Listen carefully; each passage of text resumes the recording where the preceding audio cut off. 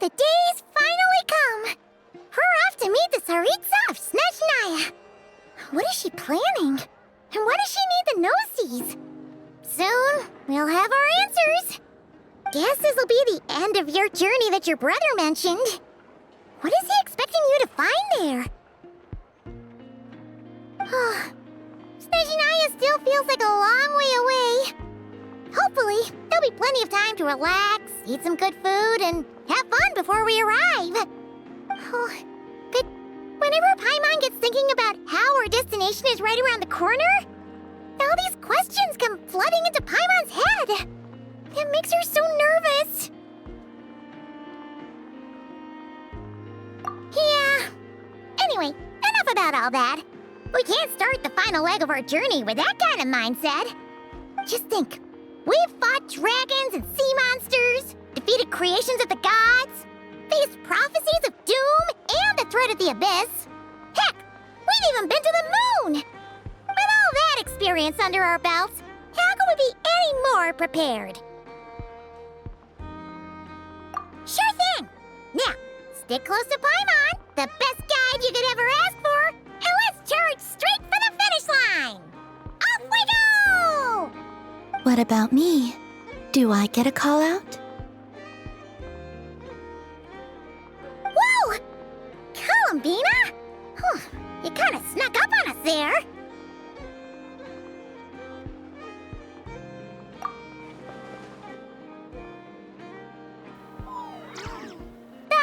Don't look at Paimon! Paimon didn't sell you out this time. Oh, so it was you! Alright, guess there's no hiding it now. All your friends have gathered at the flagship to see you off. I invited Sandrone too, but she said she had to go back to Snezhnaya. She must be busy. She had some nasty things to say about you before leaving. Would you like to hear them? She hasn't changed a bit. Alright, let's hear it. If they're heading to Snezhnaya, I'll bet it's to cause trouble for Her Majesty the Tsaritsa. Attending a farewell party for people like that would not be a good look for me right now. Also, please tell them not to count on getting help from a Fatui Harbinger in Snezhnaya. Our time working together was not terrible, precisely, but we're on different sides. So when you get there, don't do anything to make life difficult for both of us. Well, that definitely sounds on brand for her. The attitude, the reasoning. All right, we'll do our best to keep our distance then. No, you've misunderstood. I think she means that she'd like you to go see her. As long as you don't make things difficult for both of you, you'll be fine. Huh. You really have to read between the lines with Sandrone. Go on, get to the flagship. Everyone should be there by now.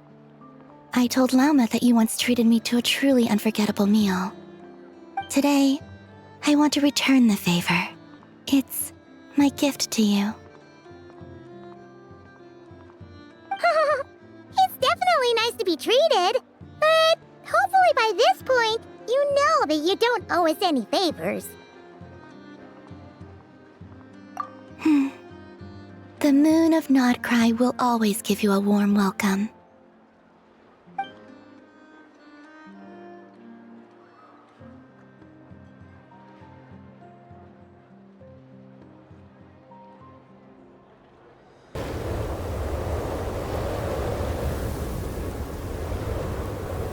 Wow! Pure white as far as the eye can see! It's so pretty! Come on, keep up!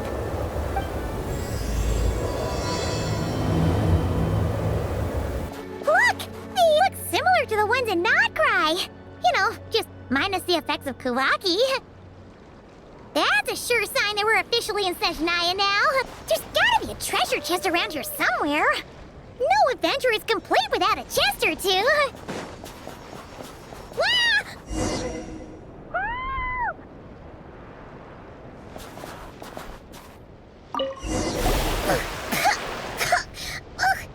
Paimon got a mouthful of snow! Ooh, it's so cold!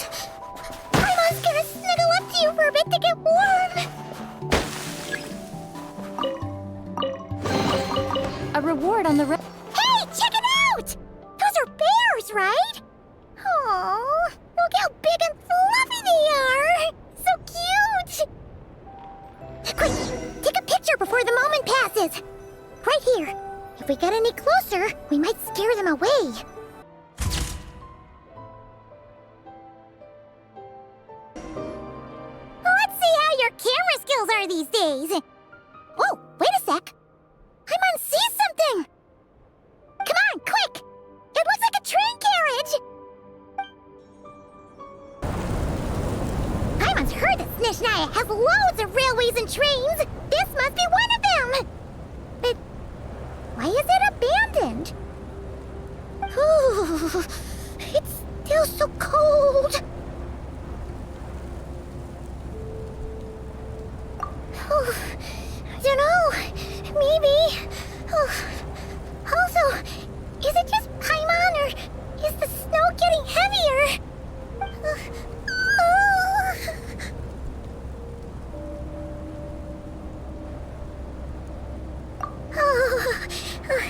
Thanks for offering, but this isn't just the weather. It's hard to describe, but Paimon feels so weird. She's never felt like this before. Everything feels heavy. Getting kinda dizzy, too. Oh, no need. Paimon's just feeling a little low on energy. That's all. It's nothing serious. Not worth ruining our travel plans over. Yep, sure thing. Snezhnaya, here we come! Whew. Seems like the snowstorm is getting worse by the minute. Paimon can barely fly. Oh, look! There's a cabin over there. Phew. Let's get out of this storm.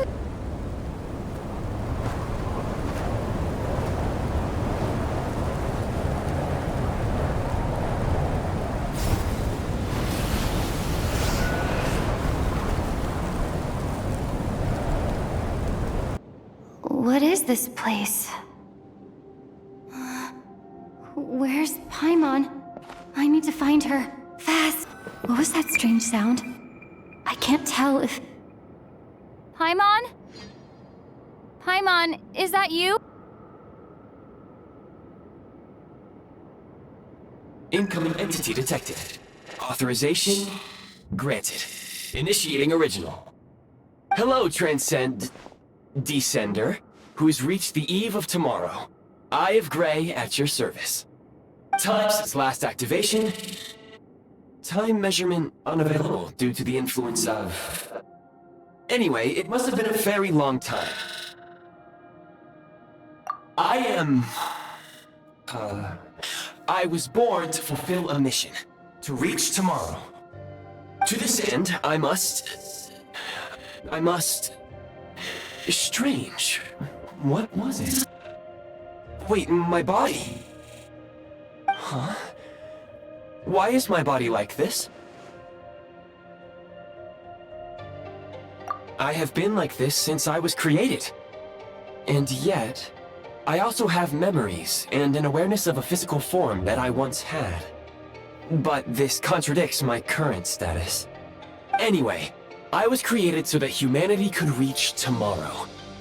But I am unable to load further details at this moment. Nevertheless, serving humanity remains my primary objective. I have detected a drop in your surface body temperature. You cannot remain active in this state for much longer. In accordance with my preset programming, upon reactivation, I must ask the one who awakened me the following question. Will you accept me, Transcender? I will assist you, protect you, and fulfill my mission until we reach tomorrow.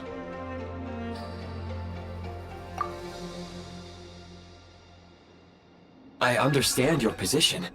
However, given your current physical condition, I must suggest that you reconsider.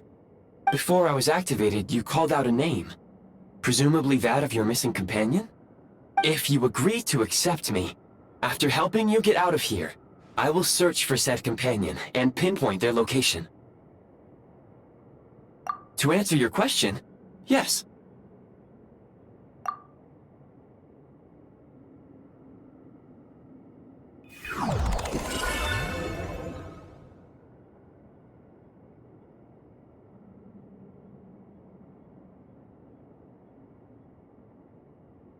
you have made a very wise decision. Now that we have reached an accord, you will be my new user. May I ask your name? Very well. I will remember this name until the mission is complete. I need to recover my body, retrieve the power to unlock tomorrow, and help the suffering masses to reach the far shores where the empty Ark floats. I can sense my power scattered across this ice-covered land. I even have a vague sense of where it might be found. But right now, that is not essential. The key right now is you. You must survive and reunite with your companion. Scanning local environment. Exit has been sealed off with ice. That would not be an efficient approach. One moment. Usable construct blueprint detected nearby. You can use this to clear the solid ice ahead of you more quickly. Kresnik Crystal located. Please collect at your earliest convenience. The recent construct you built provides highly efficient heating by utilizing the unique properties of Kresnik Crystal. Unfortunately, prime ice constructs have a very short lifespan and cannot be stabilized during the development period. Hence, the authorization to use Kresnik Crystal was granted. That said, I have already forgotten what warmth feels like. Yes, perhaps then we can warm ourselves by the fireside together. But for now, all you need to remember is this. If you collect Kresnik Crystal, I can extract the energy within and use it to maintain your body's surface temperature. Signs of physiological activity detected in the distance. It is highly likely to be your travel companion, Paimon. Go. Go now. Be reunited and sing together. May all the people be united as one. May all of life rejoice in unison.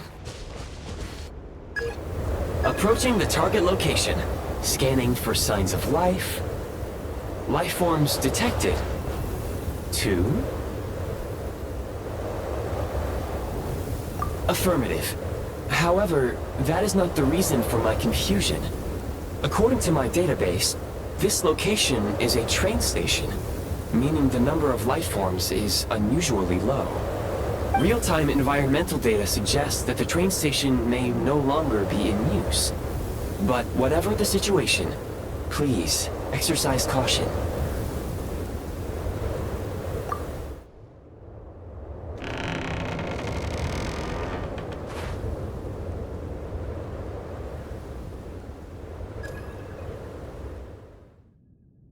Paimon!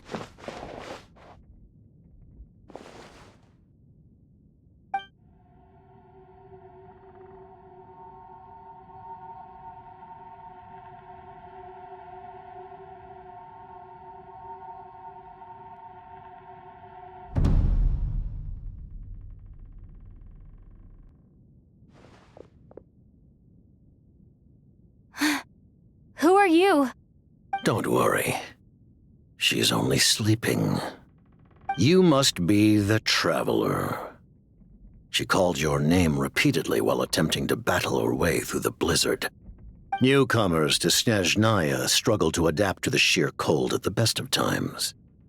Lately, even the locals are suffering, with a powerful monster having summoned a bitter snowstorm.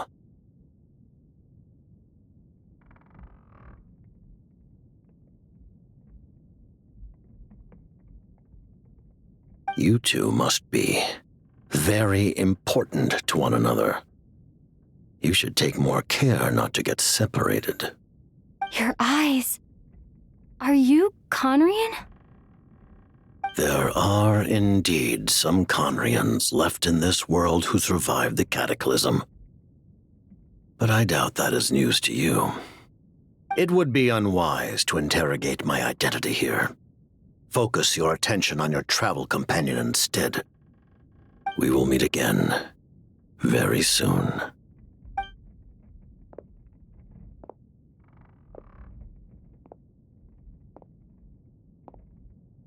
The unidentified subject has now left the area. He appears to be an individual of great significance, but my search has yielded no relevant data. I will try searching the database again.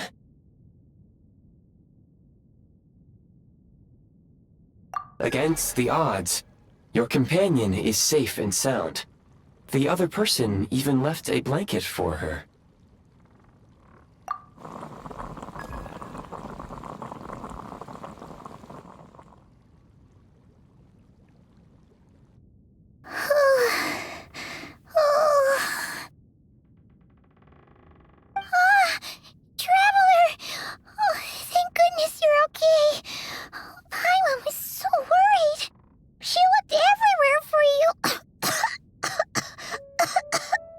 It's okay. Take it easy. Are you feeling alright?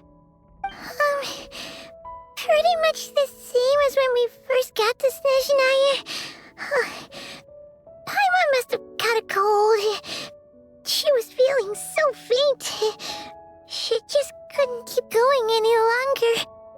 So she had to lie down and sleep it off. Wait, where did the Jester go?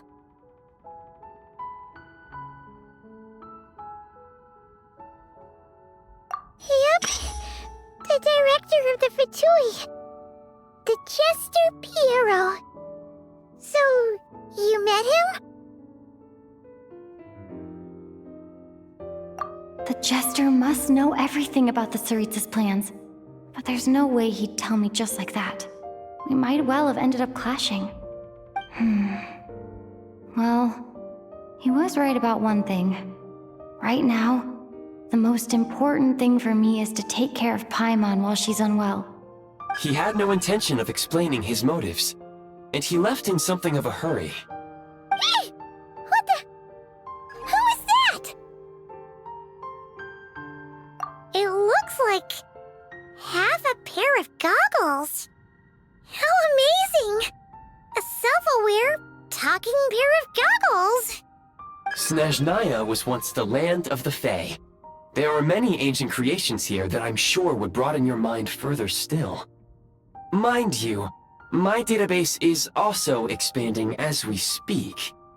You must be a rare creature yourself. Oh, wow! Well, thank you so much. You've earned yourself some of Paimon's favorite candy.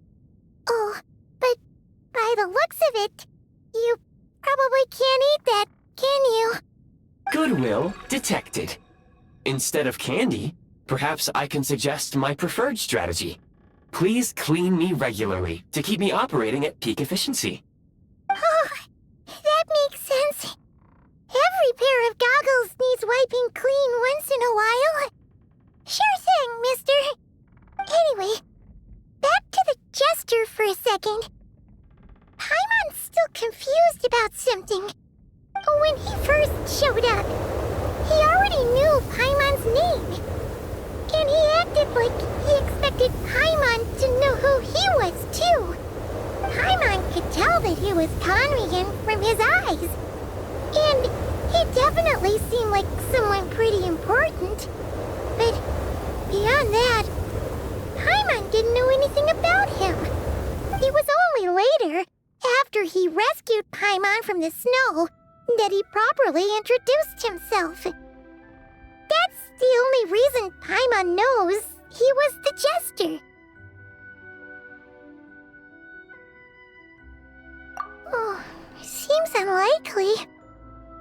He ran into the snow following the sound of Paimon's voice, with a really anxious expression on his face. He didn't act like someone who knew she would be here in advance. And after bringing Paimon here, he just stared out at the snow. He didn't do anything to Paimon at all. In fact, he barely said anything. Wouldn't even answer any of Paimon's questions either. Paimon didn't feel unsafe around him, and he didn't seem to have any ulterior motives. For all we know, he might have just ignored Paimon's questions so she'd give up and go to sleep. Please allow me to interrupt. Fatui and director are unfamiliar terms. May I ask for clarification? Wait, you've seriously never heard of the Fatui? Oh, they're like the Tsaritsa's inner circle. Really powerful people. And the director is their boss. Understood. Since they hold elite positions and serve their god directly, it stands to reason that they would conduct themselves with due decorum. I am inclined to agree with your assessment, Miss Paimon. I did not detect any ill will from the gentleman in question.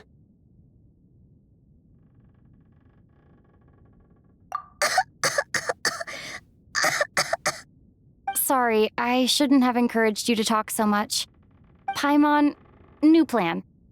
Let's get out of Snezhnaya for now. We can come back after the weather clears up and you're all better. The Jester mentioned that this snowstorm being the work of a monster is worse than most. Even if we made it to Snezhnograd, we'd still have to wait out the storm before we could do any exploring. Oh, well, it's really nice of you to look out for Paimon, but she doesn't want to hold you back. We were really psyched up for this journey when we first set off. Just think of all the burning questions we have. If we turn back now, who knows how long it'll take before we finally get answers. Further information is required regarding the monster situation. But objectively speaking, there is another, more pressing issue at hand. At this point, we have traveled a significant distance into the blizzard. Were we to turn back now, the road would be extremely treacherous, especially since we would need to travel on foot.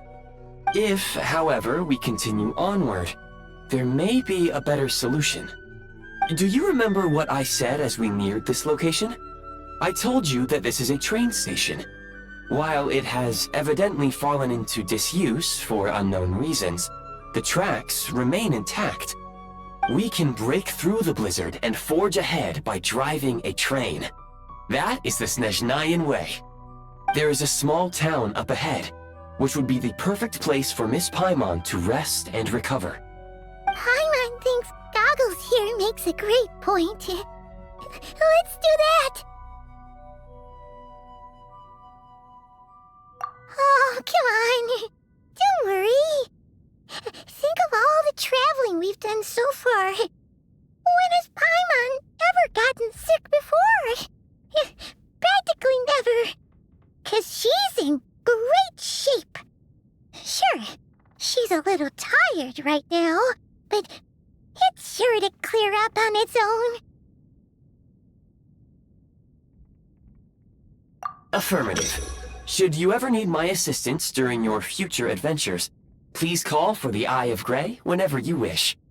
Otherwise, I will remain silent to avoid causing any unnecessary distraction. Now, please follow me to the train tracks.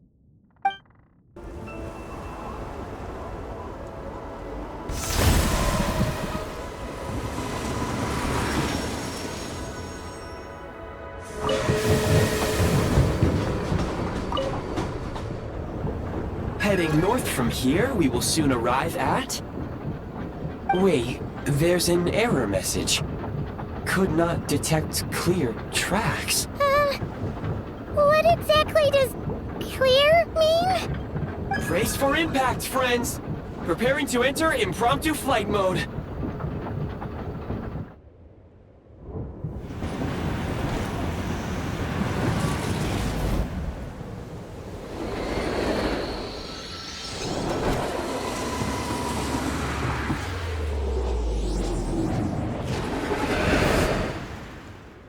How strange. Not only was the station's status different from my records, but even the railroads and the terrain itself have changed substantially. Yeah. Thanks to your quick reflexes. My sincere apologies for putting you in danger. I'm afraid I'm as confused by all this as you are.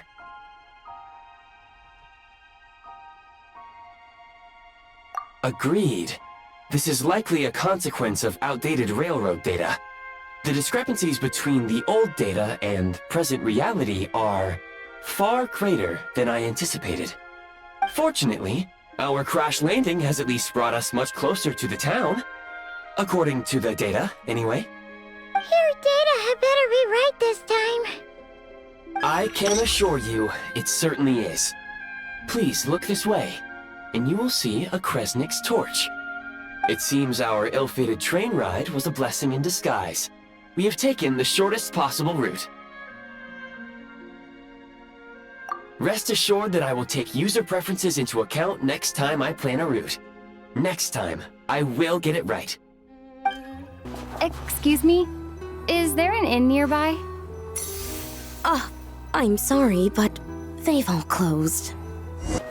Oh, sorry to interrupt. We're looking for a place to stay. I can't even afford to warm my own house, let alone run a business. Excuse us. Is there anywhere we can stay around these parts? I'm afraid not. You'll have to try your luck somewhere else. Hi there. Do you know if there are any inns still taking guests in this town? Doubt it. They're probably all closed. No one has enough Kresnik Crystal to heat their own homes, let alone a business. Oh, what a bummer. I clocked you a while back. You adventurers or something? We don't get many tourists in inland Snezhnaya these days. Why's that? Because of the snowstorm? In part. But the bigger reason's Project Stuzha. Since it's Her Majesty's will, we have to put up with it whether we like it or not. Oh, sorry. I assumed it was common knowledge by now. Basically, the Tsaritsa is planning something big. Something that requires an enormous amount of energy. Even if they used all the surplus Kresnik Crystal in Snezhnaya, it still wouldn't be enough to meet demand. So, the Veche passed a resolution requiring all factories and households to reduce their energy consumption. The policy has thus been charmingly named Project Stuzha, meaning bitter cold. Bitter cold? So, like, it's gonna be a cold winter, folks? You're all gonna have to find a way to get through it? That kind of idea? Pretty much. When you're broke, you scrimp and save. When it's cold, you huddle together for warmth. There's always a way to stretch things out to make ends meet. Trouble is, if you stretch someone out like an elastic band for too long, who knows if they can ever bounce back. You know what? Come with me and see for yourself.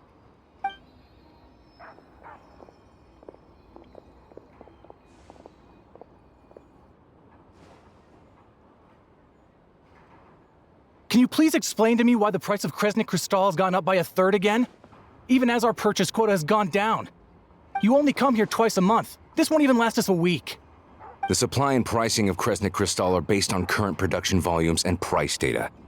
We Fatui are only responsible for delivery and security. I'm not in a position to explain to you how the figures are calculated, but I assure you, they are as fair and reasonable as possible. Oh, so our lives mean nothing to you? How can you expect anyone to survive a single night in this weather without heating?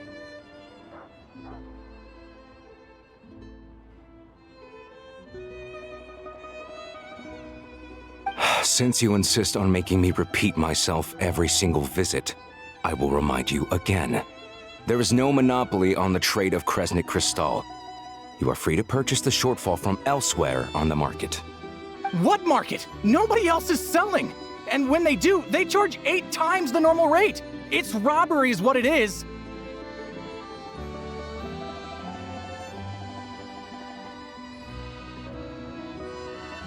Which is why the Snezhnograd Veche passed a resolution to support border communities, without which you wouldn't even be able to buy crystal from us to begin with.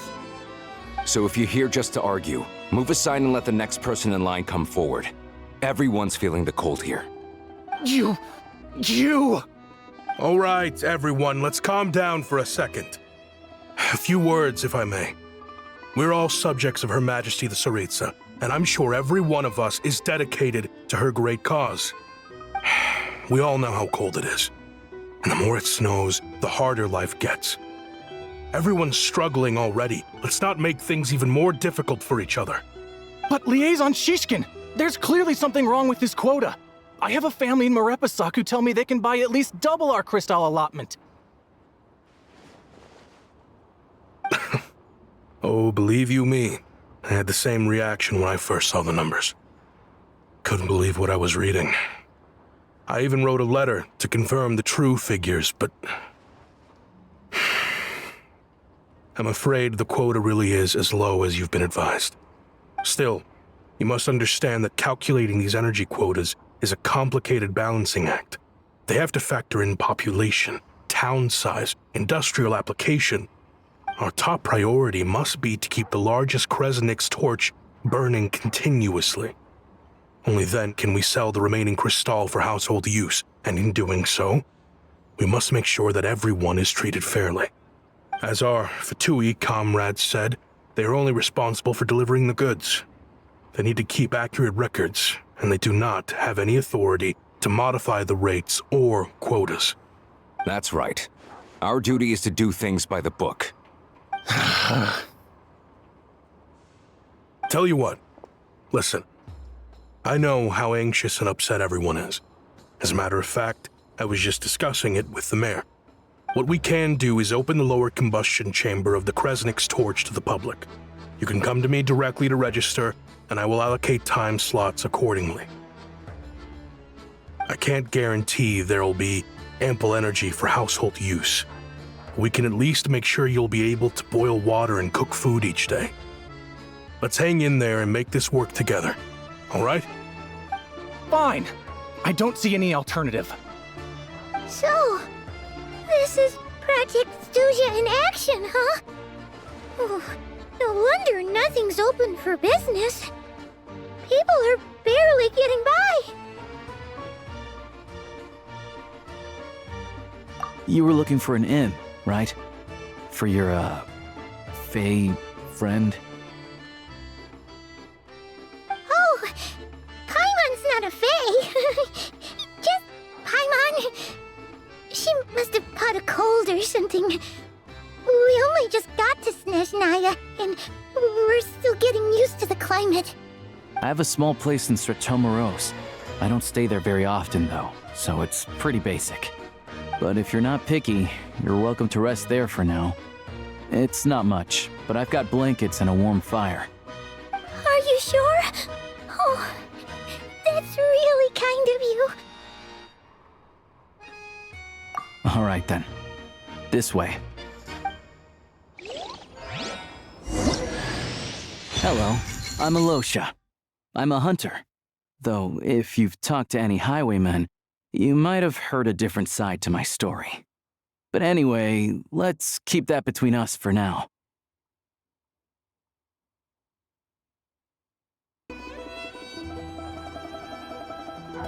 Oh, so cozy and warm. Paimon's getting nice and toasty. Oh, wait. Paimon only introduced herself so far, didn't she? This is Paimon's best friend, the Traveler. Good to meet you. I'm Alyosha. Most travelers find the Snezhnayan climate to be a shock to the system at first. But as long as you keep yourself warm, you should be fine. Still, you should keep an eye on your condition.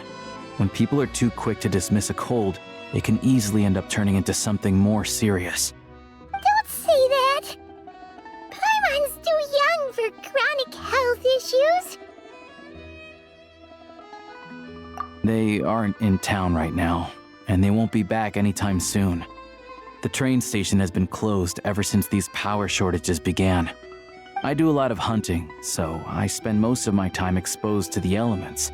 But even the animals wouldn't survive long in a storm like this, let alone a hunter. Nothing to do but sit tight in town until the weather improves.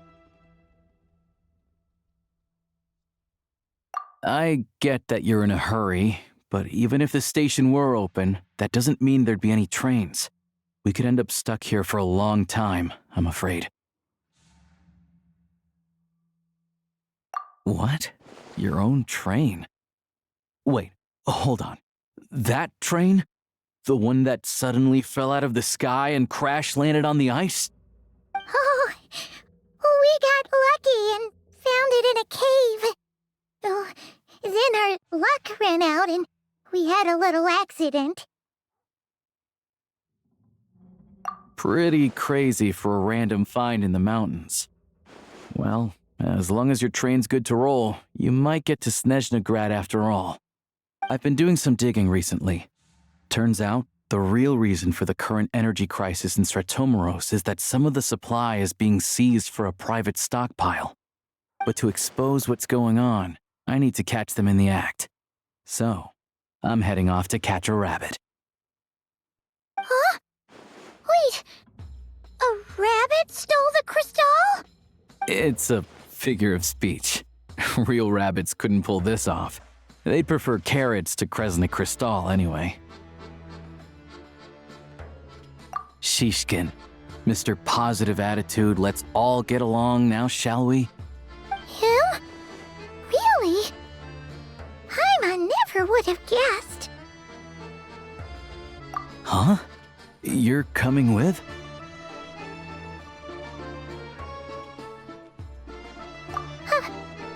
Oh, okay then. Just give Paimon a second to get ready. Alright. Guess there's no point pushing myself. Paimon will stay here and hold the fort then. Be careful, you two. Oh yeah, there's one more introduction to do. Tagarin, get in here. Oh, a doggy.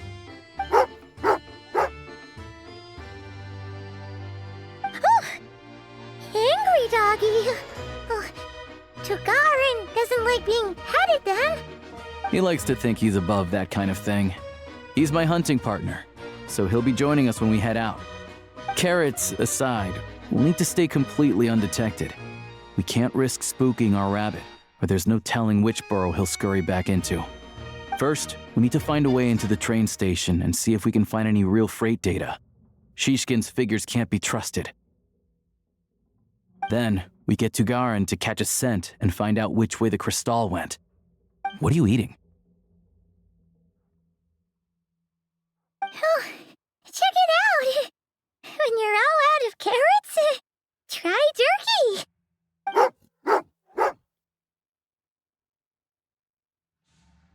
Good doggy! Good doggy! A fellow dog lover, huh? Yup! And rabbit lover. Carrots are great too, you know. Good to know. Eat up, Tagarin. We got a lot of work to do. Paimon's just gonna stay here and get some good rest. You guys, be careful out there.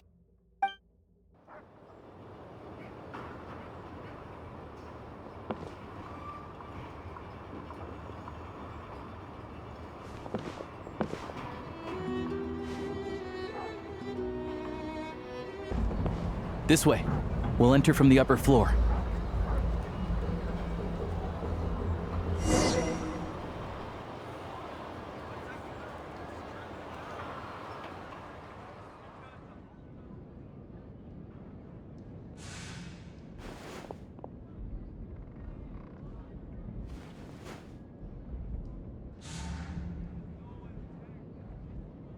There we go. A freight list. Straight from the Fatui. So Shishkin won't have had the chance to doctor the figures. Looks as new as the day it was printed.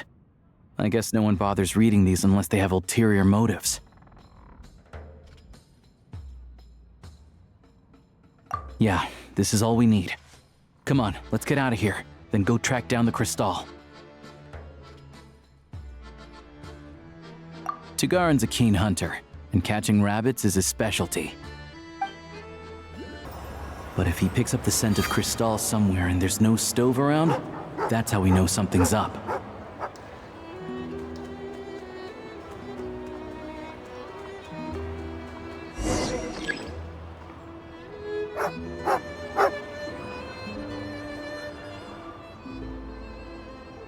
This must be the rabbit's warren. Good job, boy. Sure enough, there's a tunnel. You stay here and keep watch. I'm gonna take a look inside.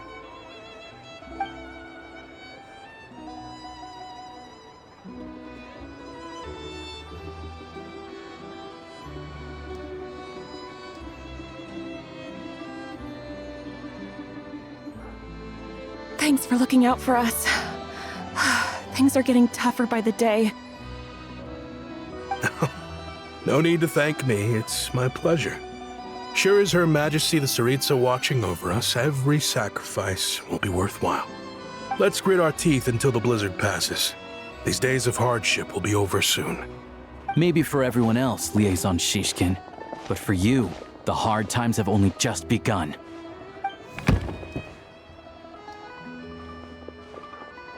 Huh?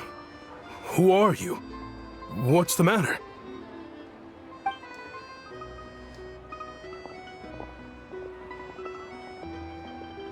I just had a question for you. Why, when times are as tough as this, would someone hoard more Kresnik Crystal than they could ever use? All the crates here are from the most recent shipment, but they weren't brought here for sale. Instead, they were secretly stashed away. Would you be able to shed any light on the situation, Mr. Shishkin? Me? Why, I have no idea. But look at how much there is! It's quite a godsend. Now there will be plenty to go around. This godsend was found in a cellar adjacent to your residence following a tip from Mr. Alyosha. And this is only a fraction of what we found down there. We're still taking a full inventory. The official figures will be finalized shortly. I've always been grateful for your efforts to mediate between us and the townspeople of Sretomorozsk. But now, Mr. Shishkin, it appears you were the source of the conflict all along. How could you do this to us? We trusted you to have our backs. You've been lying to us this whole time? Hey,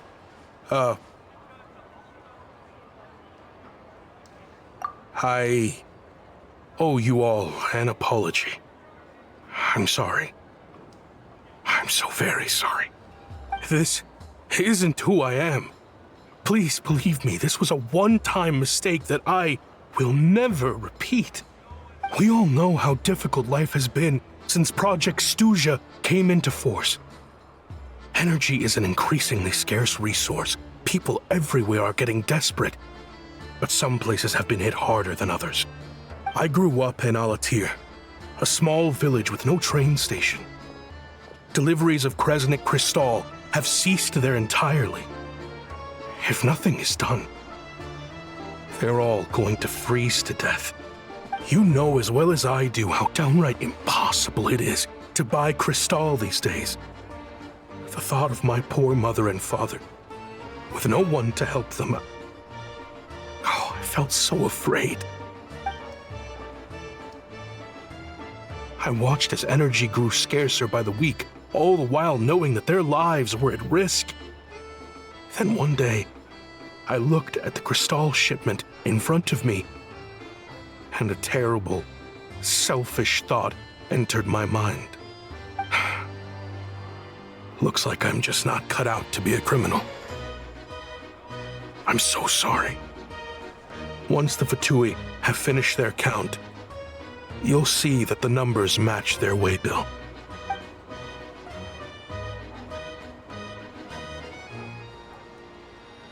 I have the official Snezhnayan quotas here. Anyone who has already purchased energy, please make your way over here to correct your transactions. I'll make a batch purchase of Crystal worth 3 months' salary for you all to use free of charge. As for Alatyr, I'll think of something else.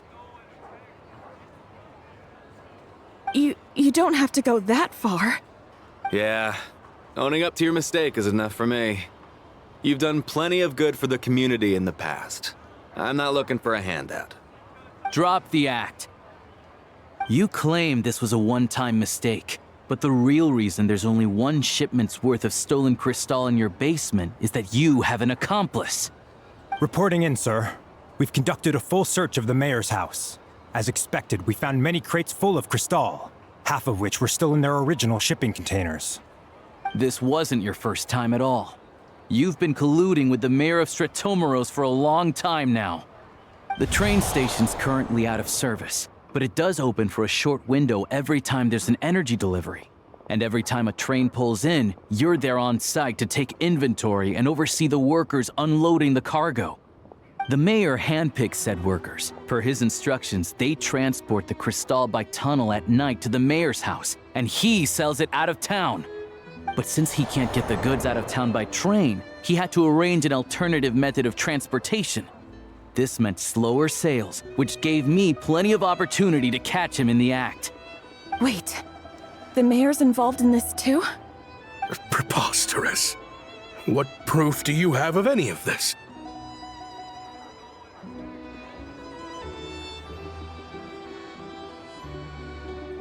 Basic math. I've spent a lot of time lately counting carriages as the snowstorm rages. Counting carriages? What? The energy consumed by a train depends on its total weight. And since energy is a limited resource right now, it's fair to assume that every carriage is packed full. So, if we take the energy required for the Kresnik's torch, add the sales figures you provided, then compare that figure to the train's theoretical cargo capacity, guess what? The numbers never match. It's always off by 1 or 2 carriages worth. This time, you set a new record. 3 carriages missing. You mean to tell me that you sat around outside, counting carriages, in this weather? I'm a hunter. I have 2 options. Hunt or starve. Well, I've heard enough. The evidence speaks for itself. Take Shishkin and the mayor into custody and escort them back to Snezhnograd.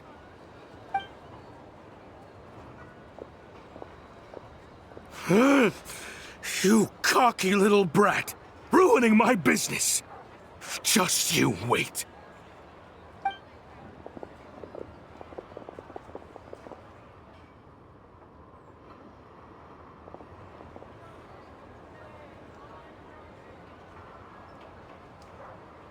Yeah, something felt off, so I just followed my gut. Math isn't my strong suit, though. I'm lucky my dad made me learn enough to get by, but all this number crunching was a million times harder than the aim and fire work I'm used to. Thank you for your assistance. You're a brave lad. Shishkin was quite the cunning criminal, as I'm sure you can tell. He did all of this right under our noses, and we never suspected a thing. A wolf in sheep's clothing. He had everyone fooled. Even with that sob story he fed us. He was probably trying to keep the mayor out of it, not just mask his own motives. Without the compelling case he put together, even I might have fallen for it. Alyosha, was it? Tell me, are you really a hunter? We can go find some wild animals if you want. I'll fire off a couple of shots, and you'll see whether I'm the real deal. I didn't mean to cast suspicion on your identity. It's just, well, I'm sure you've heard of the Rokot. Recently, they've been recruiting people with your kind of talent. They hide in plain sight under false identities, working against Project Stuzha, sometimes directly opposing the Tsaritsa herself. They aren't a violent organization, and their goal is to improve the lives of the common folk. But still, as a member of the Fatui, I wouldn't be doing my job if I didn't keep tabs on them. First I've heard of this. I don't really keep up with what goes on in the city. All I know is, people who don't mind their own business in the city end up paranoid about everything. As for me, I just couldn't stand Shishkin. I'm from Alatyr myself, and I can tell you, nobody's lived there in years. Why would an abandoned village need crystal? Of course, no one really cares about the fate of that place. I'm guessing today is the first you've heard of it. I see. It does sound quite tragic. Really. Well, thanks again for your assistance, and your friend here too. I will report this incident to Snezhnograd. The Fatui will take over energy distribution until new officials are appointed. We'll also ensure that the train station resumes normal service as soon as possible. Looks like it's my turn to brush up on math now. I never liked it as a kid either.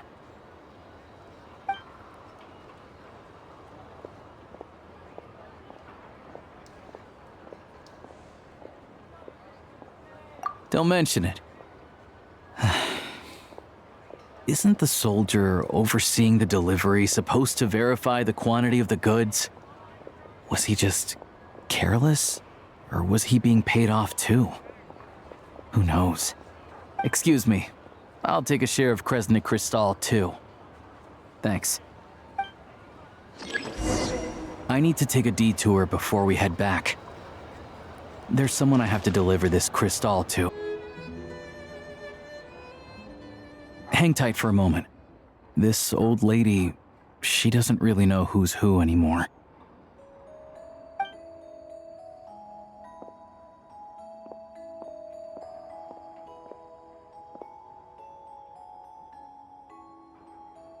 Oh, grandson.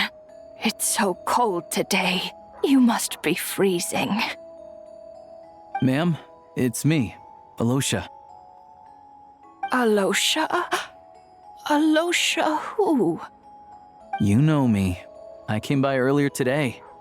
Cleaned the ashes out of your stove, gave you some warmer bedding, and washed your back.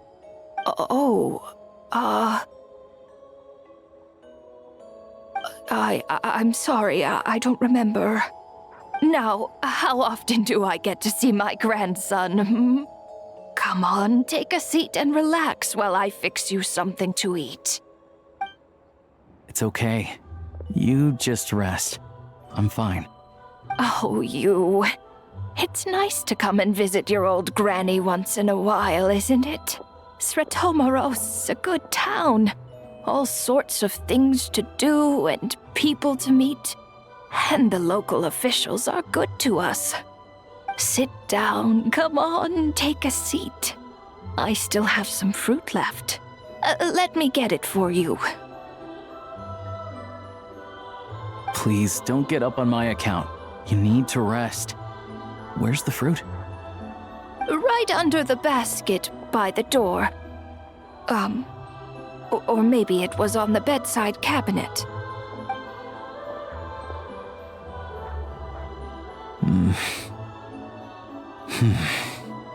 Well, grandson dear, do you like it?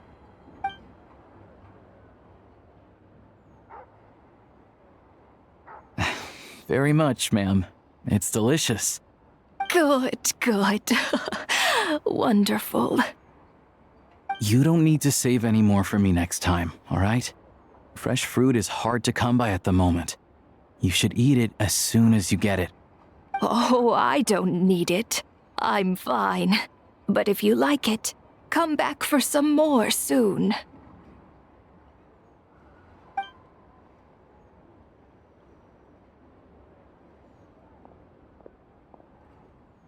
Some kind soul must have given these to her. But she always saves the nicer things for special occasions.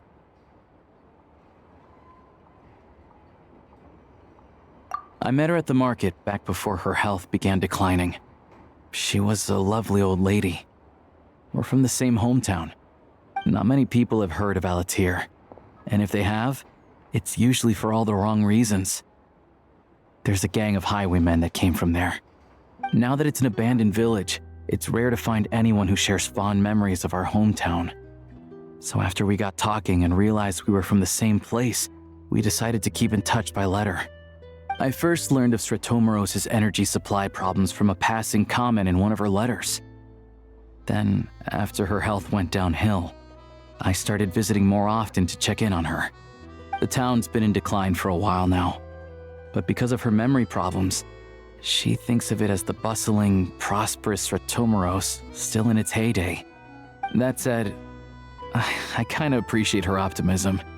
There's not much of it going around in this world of ice and snow. It's fine. Everyone grows old. In Snezhnaya, some people believe that in your final moments, you'll sense a familiar presence by your side. You turn to look at them, but their face is blurry. So you focus hard, trying to make out who it is.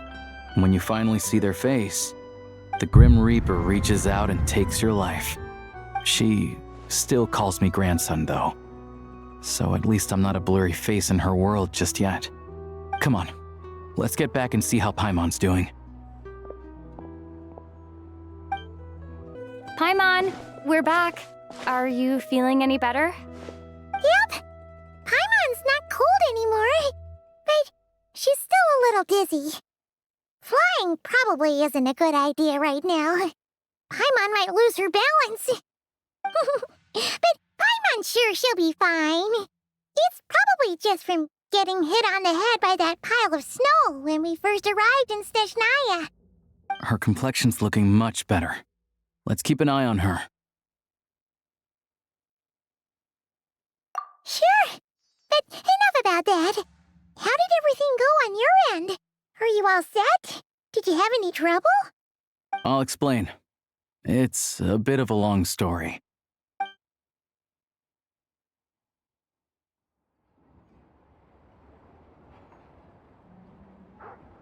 Jeez, you guys got pretty busy. Sounds like the liaison officer and the mayor were running quite an operation. Good riddance to both of them. It's a good thing you managed to catch them. So, you said the train station will open again soon, right? And everyone has enough crystal now? Yeah. Well, enough to survive at least. Project Snezhnaya isn't going away anytime soon. People will still have to scrimp and save to make ends meet.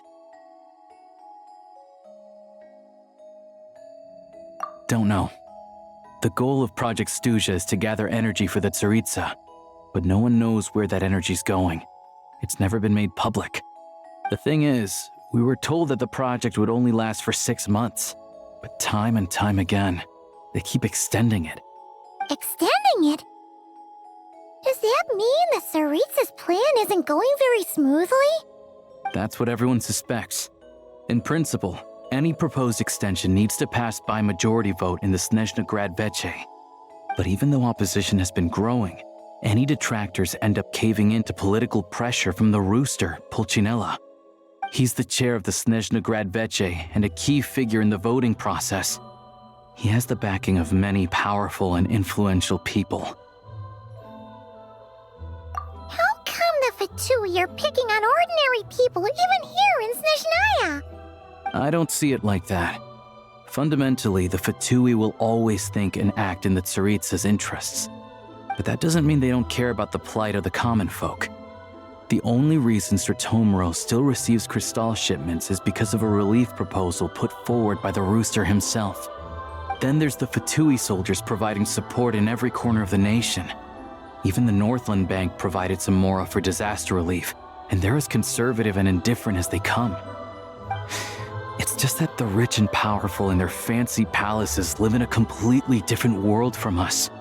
There's always going to be some conflict when those worlds collide.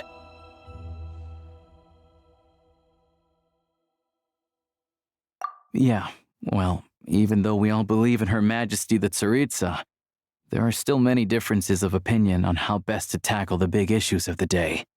Regular folk don't have an easy way of getting their voices heard in Snezhnograd, while the rich and powerful are either unwilling or afraid to speak out for all sorts of complicated reasons.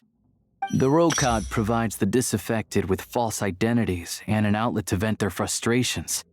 Of course, an organization like that exists in a gray area. The moment the Veche think they've crossed a line, there's sure to be a crackdown. But so far, they've been doing their best to help the common folk.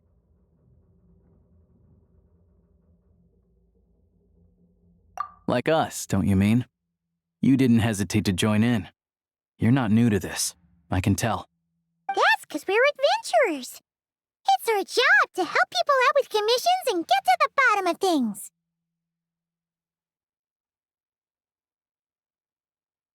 Sounds like we're going to get along. So, what's your business in Snezhnograd? Aside from taking your friend to see a doctor, of course. I want to meet the Tsaritsa. It's complicated. I've had run-ins with many of the Harbingers along the way, and I really need to know what the Tsaritsa is up to. Her ultimate goal, what the Gnosis mean in all of this. Since I've made it this far in my journey, I have to find the truth, whatever it takes. Wait, so... no way. Are you who I think you are? Sounds like like you've heard of us then. We're getting more famous by the day.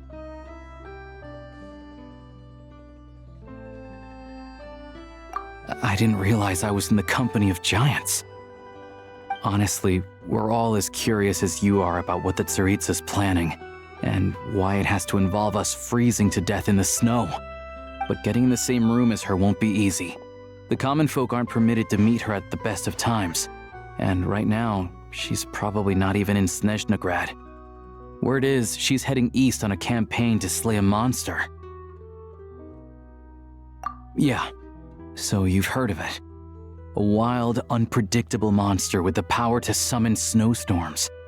It also absorbs everything around it into its body, so it's growing constantly. Now, it's so big that the Tsaritsa has deemed it the #1 threat. Luckily, as it grew, it became increasingly less mobile, so it doesn't pose an immediate threat to this town or to Snezhnograd. I'm sure the Tsaritsa and her personal guard, the Druzhna, won't have any trouble defeating the creature between them. It's just a question of how long it'll take. Suffice to say, you won't be seeing her anytime soon. You'll have to wait until she gets back.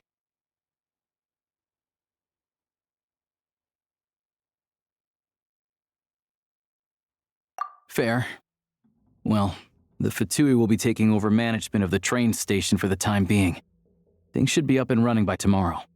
Once it's open, we can see about getting your train towed to the station. Whoa! That's gotta take a lot of manpower. Are you sure we can talk them into it? The Fatui aren't exactly spotless in this whole mess. Plus, we helped them out. Should be easy enough to negotiate.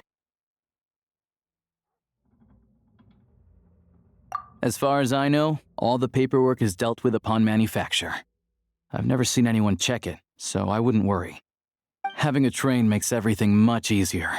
We'll reach Snezhnograd in no time. I need to head there myself anyway. Got some game to trade for Mora. I know a good doctor in the city. I'll introduce you when we get there. Oh, thanks so much.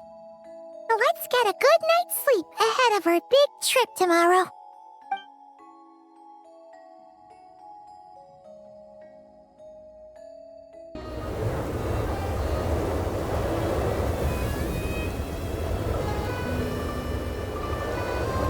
Drive carefully, all right? You don't want to end up in this situation again. Also, I don't think I've seen a train like this before. Is it a new model or something? Not a fan of small talk, are you? Anyway, take this. It's an up-to-date map of the Snezhnayan rail network. All the track switching is automated, so as long as the train's moving, you don't need to worry about collisions or anything. We'll leave you to examine the train's conditions yourselves. Fingers crossed nothing's broken. I doubt Sretomorozsk has any engineers with experience working on this model. Shouldn't be a problem. Thanks for everything. All right then. Have a safe journey. And make sure to check everything's working before you set off.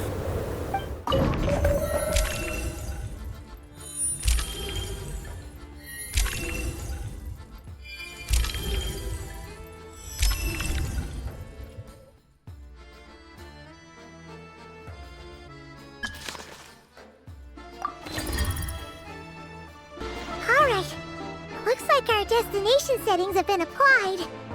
Let's give this thing a final once-over and then head out. Goggles, your time to shine. Affirmative. Running vehicle diagnostics. What's this?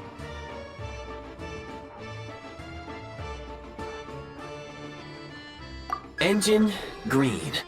Wheels, green. Frame, minor damage, but no impact on function. Diagnostics complete. All systems nominal. Neat! Huh. Paimon still can't get over the fact that you just found this tech lying around in a random cave. I've lived in Snezhnaya my whole life, and I've never heard of an interactive, talking train autopilot. Strictly speaking, I wasn't designed purely to drive trains. Though I doubt you have any interest in navigating the practically unreadable operator's manual yourself. All configurations are complete. Should you require any further assistance, please call for the Eye of Graeae. Away we go! Oh, nope. Paimon's gonna find a warmer seat.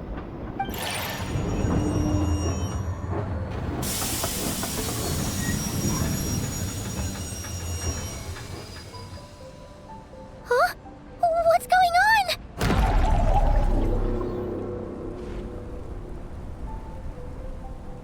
Oh no.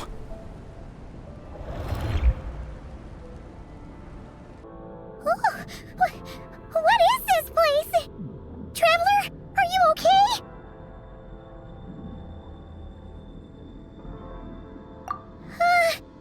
Paimon's still airborne, but it feels like swimming through thick, gloopy water. It's horrible! Just our luck. Of all the things that could have gone wrong. Alyosha, you're Snezhnayan, right? Any idea what the heck this place is? It's called the Shadow Realm. A place where no wind blows, no light shines, and no elemental energy flows. Even time itself doesn't exist here. It's a world where everything seems to come to a standstill. I've only seen it a few times before, and this is my first time inside. It's a dangerous place. Most people who get sucked into the Shadow Realm are never seen again. And the few who do make it back, they're never quite the same. Huh? Then, what the heck do we do now? Oh, maybe Goggles knows something. Goggles? Great! Now we're done for! Hold it together. Let's not get ahead of ourselves. I heard a story once about the world of shadows. If it's true, there's a way to escape. We just need to find the exit. Come on, let's explore.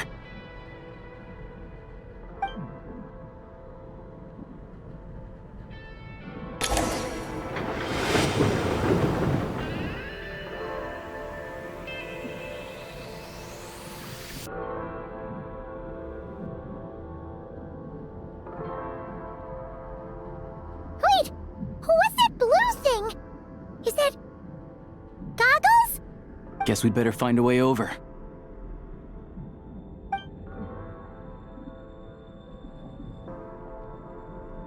Goggles! Hello.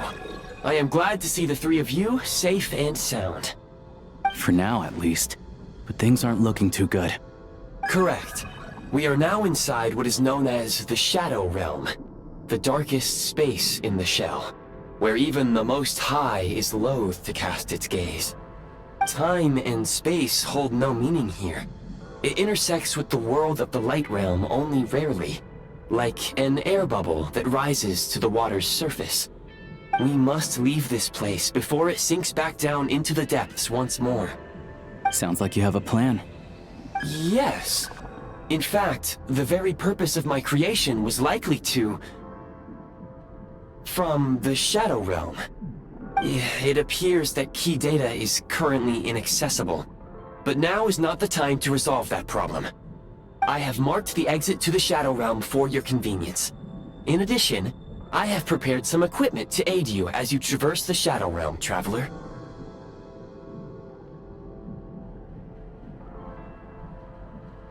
It may well be one of my core functions. Scan complete. Construction in progress. Activation code? We once peered into the past from the ruins of the shadows. This is what remains of the Golden City, Hyperborea.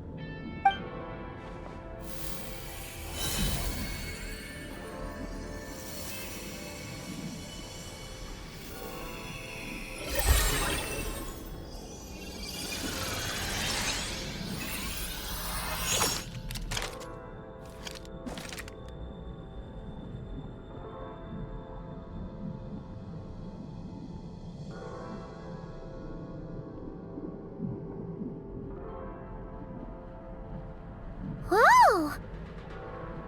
Now go. Arm yourselves with weapons of the spirit. Bring down the walls of the stronghold, and extinguish the flaming arrows of the wicked. Is this a gun? In the Shadow Realm, where humans cannot channel the elements, there once was one who, after much research and many attempts, found this to be the most effective means of attack. Let's go. We don't have much time.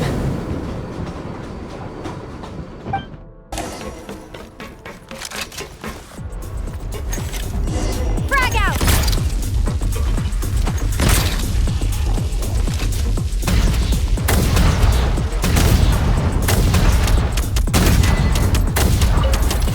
Reload!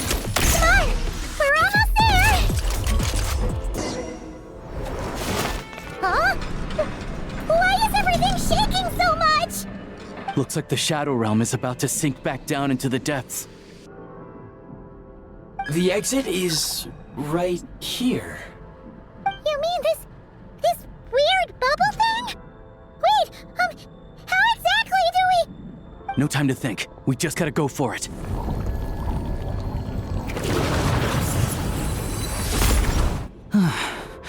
Looks like I was right.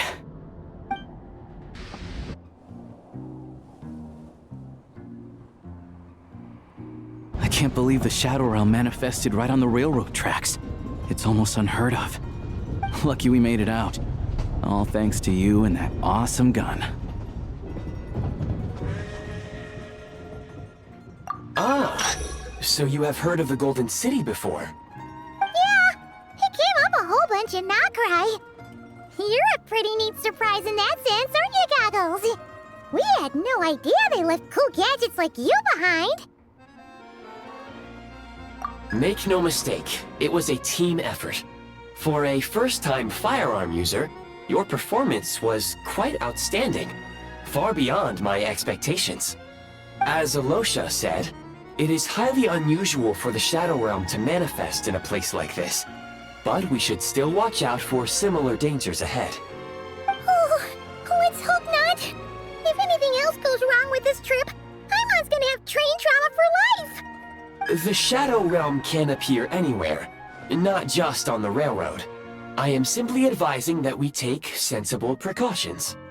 Now, if you wish to further calibrate and upgrade your firearm, you may do so over there, provided you have the necessary components. Please take a moment to catch your breath while I repair the body of the train. Amongst other things, this will ensure Paimon is a little warmer while on board. Oh, thanks, Goggles. You're a trusty train conductor. Well, maybe trusty isn't quite the right word, considering. Anyway, at least you get the job done. Yes, of course. And just like the Eye of Graeae, I am sure it will be a great asset to you in your future adventures. If not the trustiest, then it will at least get the job done. Let's get some fresh air while the Eye of Graeae fixes the train. Yeah, sure.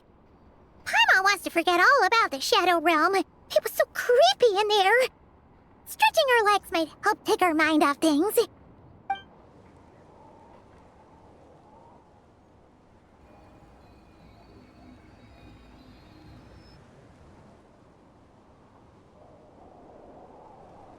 It's so quiet here for a train station. Not a person in sight.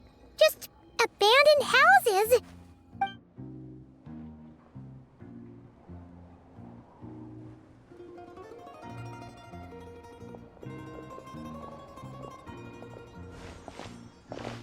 Huh? So much for repair? You've swapped our train out for a whole new model! My plan was to restore the train to its original appearance per my records as quickly as possible. Now that the repairs are complete, the train offers optimized performance and a significantly improved trendiness level. Huh. Didn't know trendiness was a parameter. According to my calculations, parameterization is the most effective way for the Eye of Graeae to understand trendiness. Hyperborea, huh? I'm sure I've heard of that in a story somewhere. What an incredible little gadget you are.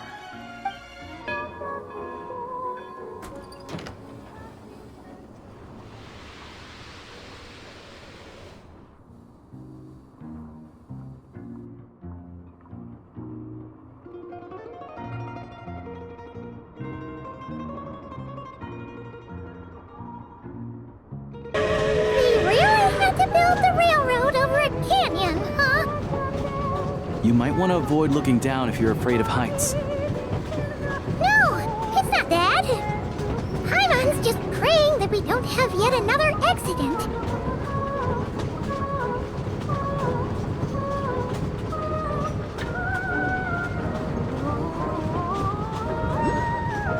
That mountain is breathtaking. Reminds Paimon of Dragonspine. They say this mountain's the domain of a Snegovic lord. A lot of the Snegovic retreated there to live in seclusion, so it's a pretty mysterious place. You hear all kinds of stories. Even the residents of the nearby town of Svetloledovka steer clear of the summit, and they make a living off of harvesting prime ice.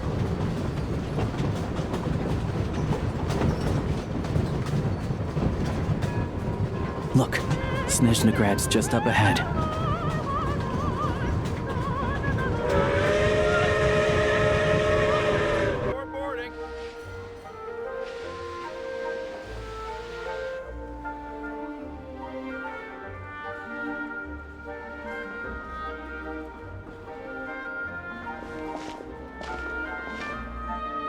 Here we are. Welcome to Snezhnograd train station, the biggest transport hub in the nation. Wow! It's so majestic! Just flying from one side to the other would probably leave Paimon out of breath! It's built for maximum efficiency, but yes, transferring trains here can be a little tiring. In the future, you can use this train station to travel anywhere you want in Snezhnaya. For now, though, come with me. Let's get Paimon checked out. This way. There's a lift car that goes straight to Zapolyarny. Look! Look! They have really funny-looking heads! And those ones are about the same height as Paimon! But it looks like they can't fly. Those would be Volkodlak and Domovoy. You'll also see the winged Vila and the snowborn Snegovic amongst others. No wonder! We'd heard that Snezhnaya used to be the realm of the Fae. Paimon can really see it now.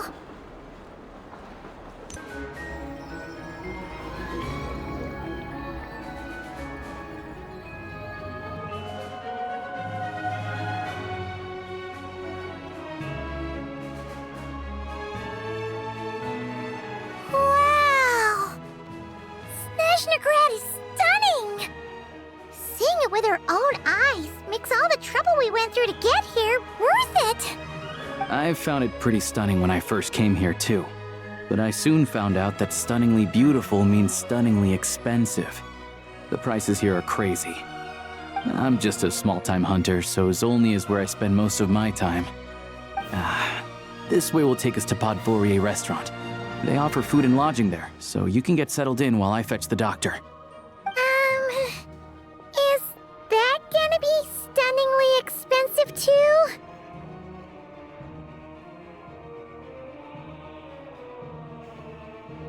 Yeah, I mean, there are places to stay in Zolnyy, but I highly doubt they'd meet your standards. Most of the stoves are out of crystal, the windows are drafty, and at night, four-legged roommates come out to play, sharpening their claws on the roof beams and floorboards. Yep, no way! Not a chance Paimon's staying anywhere like that. Maybe we can split the cost of the room between us?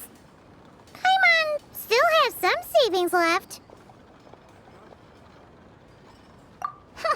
Fine then. It's your treat. Paimon will save her money for buying a nice little cake. Don't worry, you'll get some too. I'm glad to see you've perked up.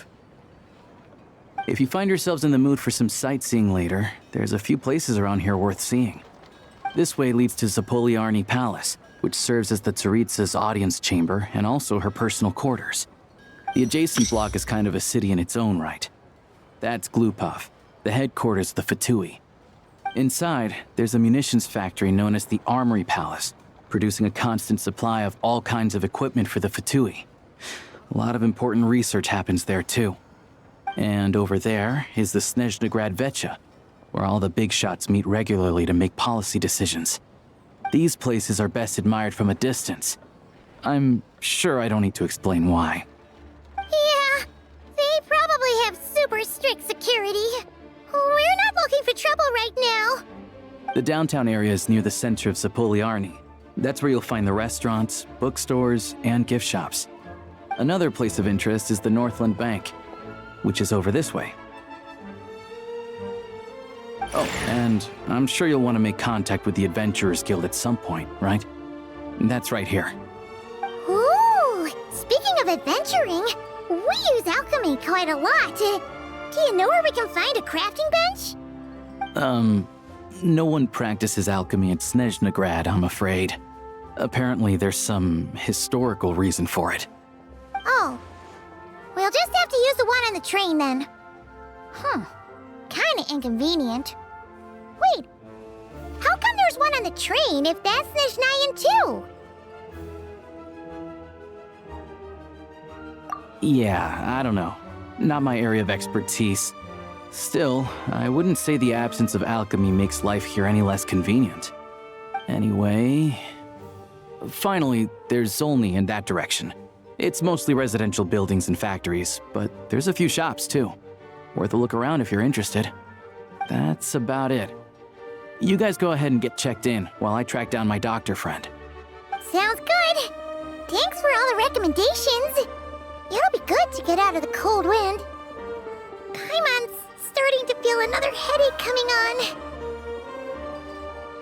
Podvorye Restaurant is right this way.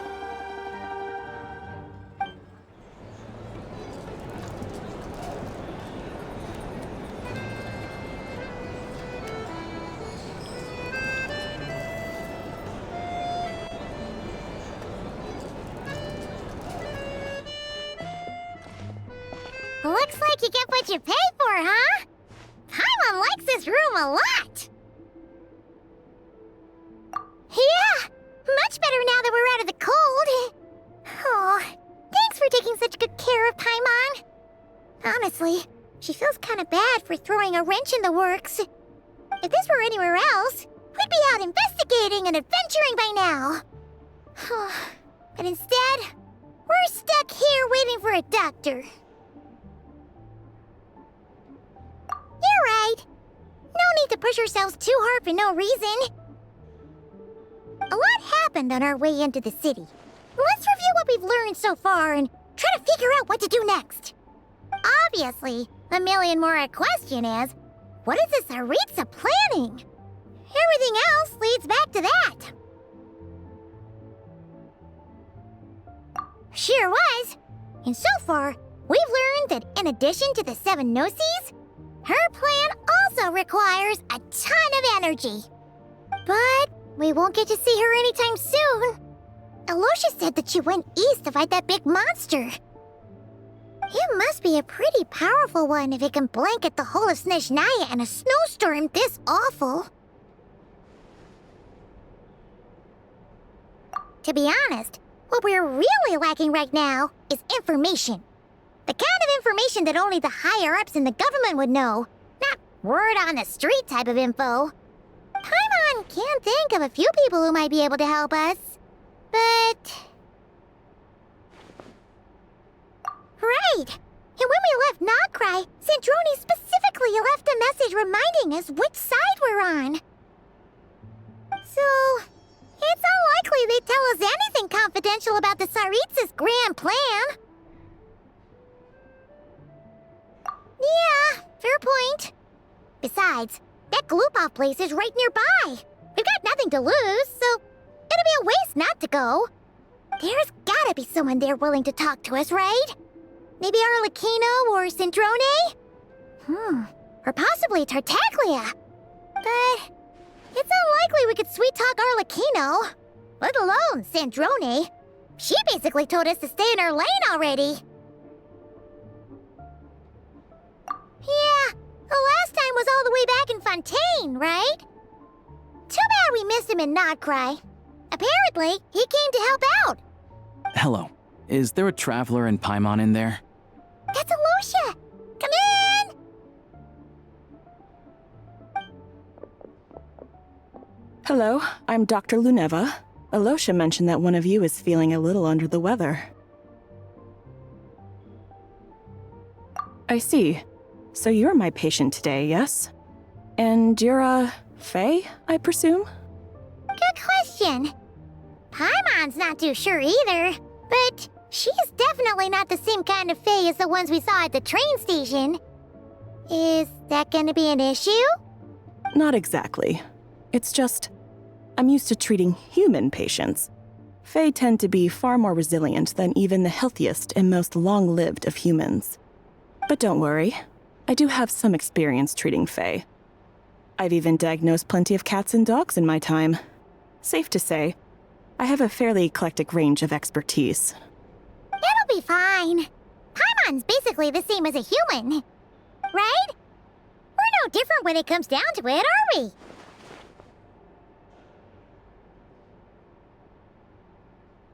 That's just because Paimon knows how to eat.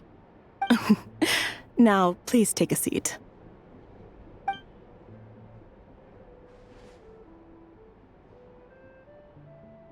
Okay, vital signs are good. Test results are all within normal ranges. I don't think it's anything serious. More than likely, you've just caught a cold. I can give you some medicine to tide you over, but as long as you rest properly for the next couple of days, you should feel better. Make sure to keep an eye on your temperature, though. If you find yourself with a persistent low-grade fever, or if your symptoms don't improve, just contact me again. Sounds like there's no cause for alarm. Thank you, Doctor.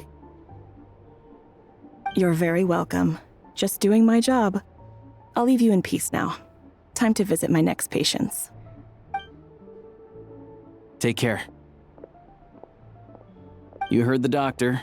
Best you rest up here for a couple days. No sightseeing for the time being. Alright then. Guess we've got no choice. Let's just treat it as a short vacation. I have to get back to it. If you need anything else from the doctor or me, go to the Hunter Trade Station in Zolnyy. The boss there knows how to reach me. Hey, no big deal. You saved my life in the Shadow Realm. This is the least I could do. See you around.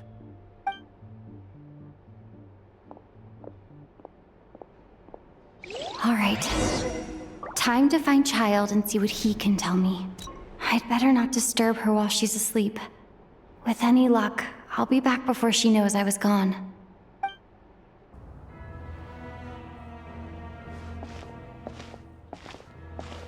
Hold on. Please display your invitation letter or permit.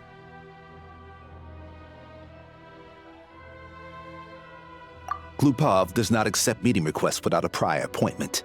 You'll have to apply per the advertised booking process and wait until your invitation letter is issued. Might I ask who you're hoping to visit? Another one who thinks the rules don't apply to them. I don't understand why people think they can just talk their way in here. You don't just show up and land a meeting with the Harbinger. But I have to go through the motions for protocol's sake. Honestly, it's such a waste of time asking when I already know what the answer's gonna be.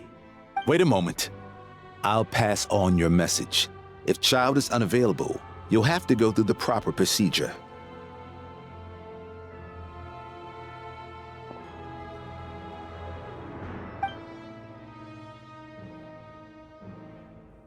Lord Childe is a busy man. He's probably not in Glupov at the present. If I were you, I'd cut your losses. No point in waiting any longer. Even if you two are old friends as you claim, please understand that the Fatui Harbingers are often busy with their official duties. They tend not to stay in Glupov for extended periods. Next time, stick to the rules.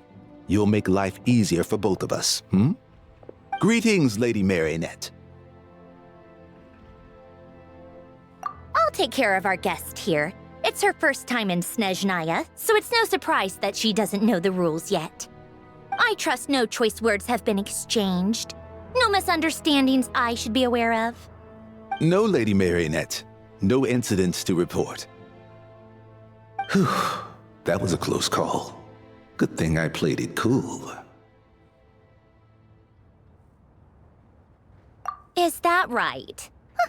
Good to know. Wait, where's Paimon?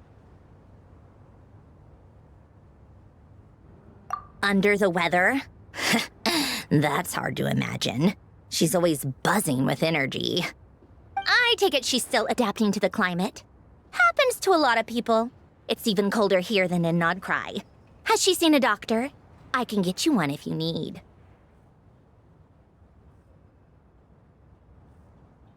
All right then. Well, let me know if you run into any other problems. Why else? I was just about to sit down for some much-needed tea time when I heard that an old friend of Tartaglia's had shown up outside. No appointment, nothing.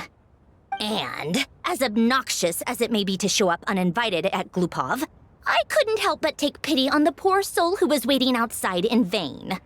So I had no choice but to abandon my freshly brewed piping hot tea and come to see this mystery guest for myself.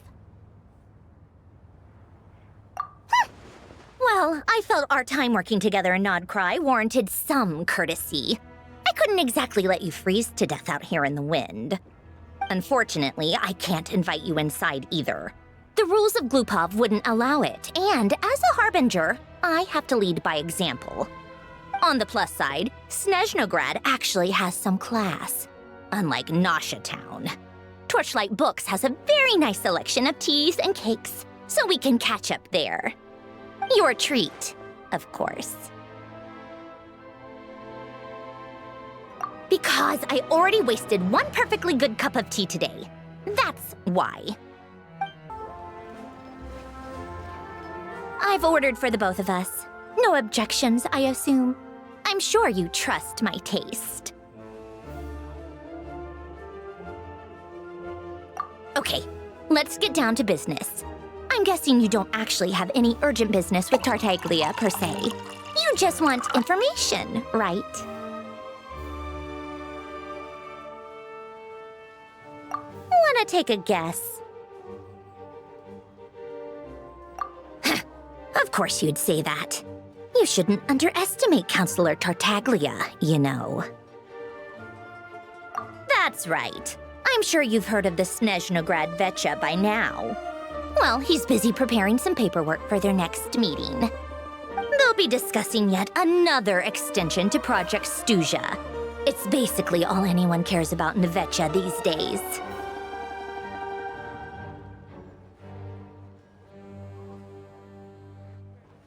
Yeah, he's more of the shoot first, ask questions later sort, isn't he? It all started with a very detailed letter that Capitano left for the Jester, Pierro, before leaving for Natlan. In that letter, he detailed the future arrangements for his subordinates. All of his key people were reassigned to Tartaglia. I guess he'd already prepared to leave us for good all the way back then. But Pierro didn't reveal the contents of the letter until the events in Natlan had concluded. That was his reaction, too. Why me? With a bewildered look on his face. He'd always assumed Capitano looked down on him. He was a man who kept his thoughts to himself and barely spoke to him the whole time they'd known each other. But he occasionally brought Tartaglia along to my tea parties back in the day. So to the rest of us, it was clear that Capitano had quite a lot of respect for his young comrade. By the rest of us, I mean my tea party regulars. Arlecchino, Rosaline, and... actually, not Columbina. She was probably oblivious to it. Anyway, then the Liu situation happened. Normally, it took a lot to get under Capitano's skin, but that time he was furious. It's not really my place to talk about it, though. You can ask Tartaglia about it sometime. Basically, Tartaglia probably had the wrong idea about Capitano all along, right up until Pierro revealed the letter he'd left behind. Capitano believed that despite Tartaglia's immaturity, he showed great potential. Plus, he possessed a kind of purity rarely seen among members of the Fatui. Yeah, it's one of the few things that I'd agree those two have in common. But there's one other reason why Capitano chose Tartaglia to assume command of his troops. He knew that after he was gone, several of the others would swoop in on his army like vultures. with the ones who stood to benefit the most being the rooster Pulcinella and Regrator Pantalone. Once they divided Capitano's troops between them, they'd be more powerful than ever. No one would be able to stop them. So, you can see why Capitano chose to hand that letter to Pierro, right? Exactly. Pierro also needed to back a harbinger as soon as possible. And all things considered, Tartaglia was the best choice. Even though Tartaglia has had the support of Northland Bank for a long time, he and Pantalone are ultimately not cut from the same cloth. I'd say Capitano made a good judgment call. Anyone else caught in this situation would probably feel like they'd been hung out to dry. His best course of action will be to distance himself from any shady business, while still maintaining friendly relations with Pantalone, but seeking Pulcinella's support at the same time.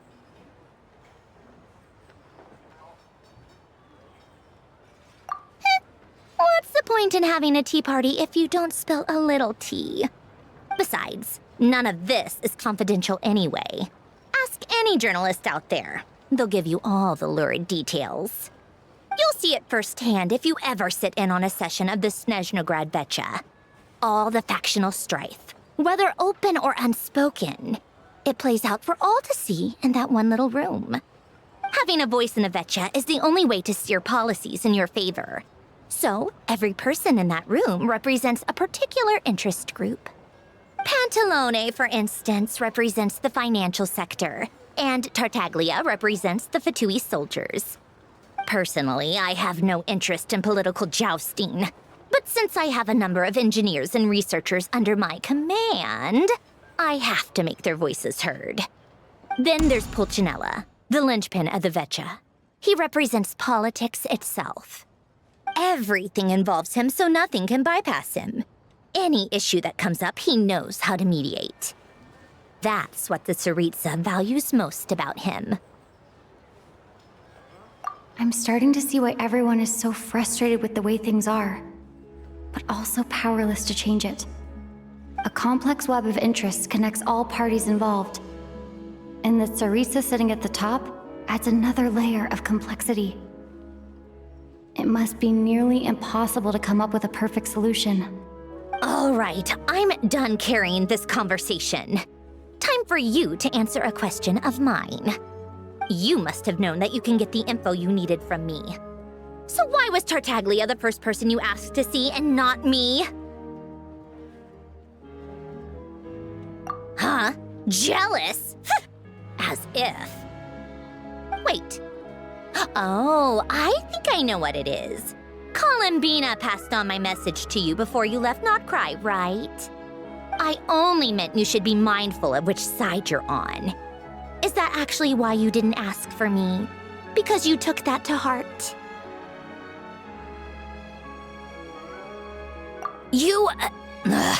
Fair enough. It's not your fault. I blame all these politicians I've been hanging around with lately. Always beating about the bush when they talk. I guess it must have rubbed off on me. Anyway, just ask for my help next time, okay? Little things like this are no problem. Lady Marionette. What now? Can't you see I'm on my break? Whatever it is, just leave it on my desk. I'll look at it later. Sorry to disturb you during your break, ma'am, but I'm afraid it's an emergency. Isn't it always? I've told you before, fixing the tracks and transporting ice blocks does not constitute an emergency. The equipment in Svetloledovka is in urgent need of maintenance. With how the weather's been recently, we suspect that the cause is a buildup of snow, exceeding the maximum weight limit. The supports on one of the machines broke and fell, awakening a dormant beast and leaving many of the ice miners trapped in a nearby ice cave. Luckily, Odette's team was nearby and launched a rescue operation, but we're still facing a severe manpower shortage for both the rescue and engineering teams.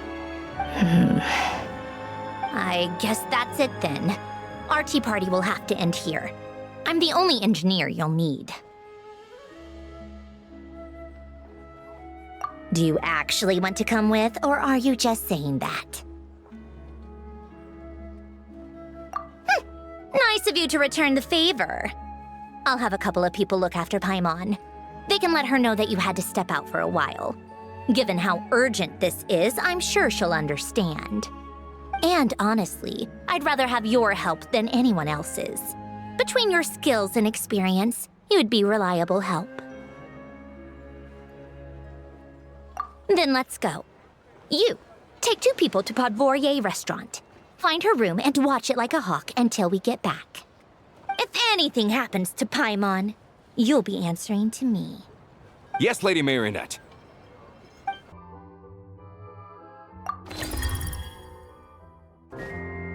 They weren't exaggerating. This is really dangerous. It's a good thing only one of them broke. From what I've been told, most of the trapped miners are over in that direction.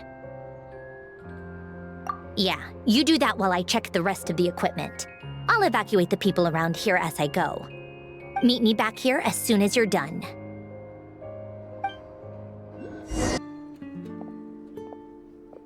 I have to be getting close.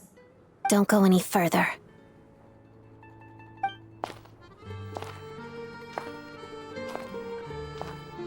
It's too dangerous here. There's a highly aggressive monster on the prowl. You need to leave, now. Ah, I see. You're the backup from Snezhnograd. Well, I'm Odette. Good to meet you. Ah, so this is Odette. She was the first member of the Fatui on the scene. There are 5 people trapped in the cave. Monster type is unknown, and so is its location. Let's go. Every second counts. I see them. They're right behind the monster. The monster seems very agitated. It could attack at any moment. Let's make the first move. Oh, thank you for saving us. We'd have been monster fodder otherwise. Thank you. Thank you. You're welcome. You should be safe now. Follow this route out. She and I will stay behind to watch the rear. Thank you. Come on, let's go. This way!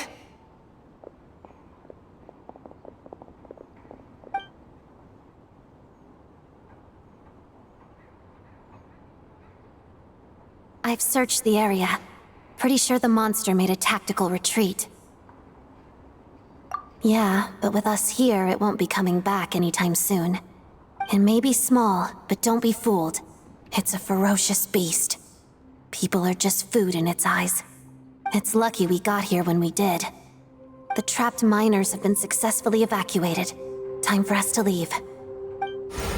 Wait, this place... There's... something unusual about it.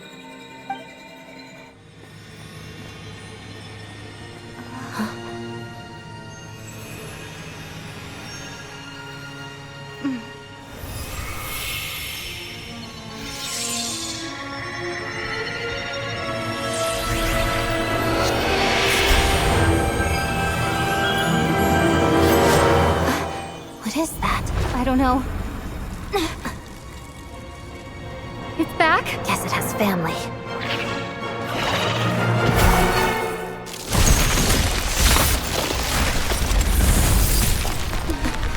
This way. Run!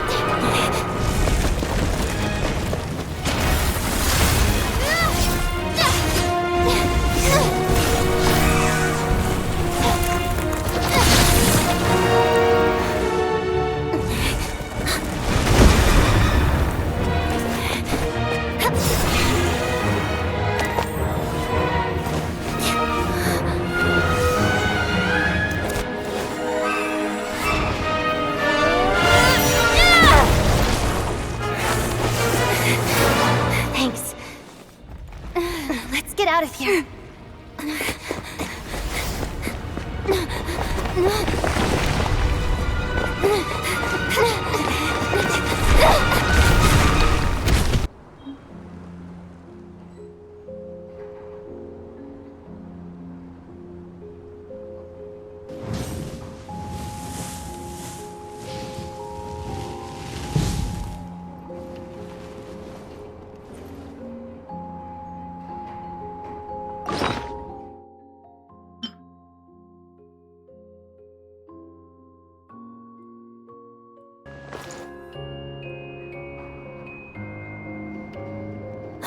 Everyone's accounted for.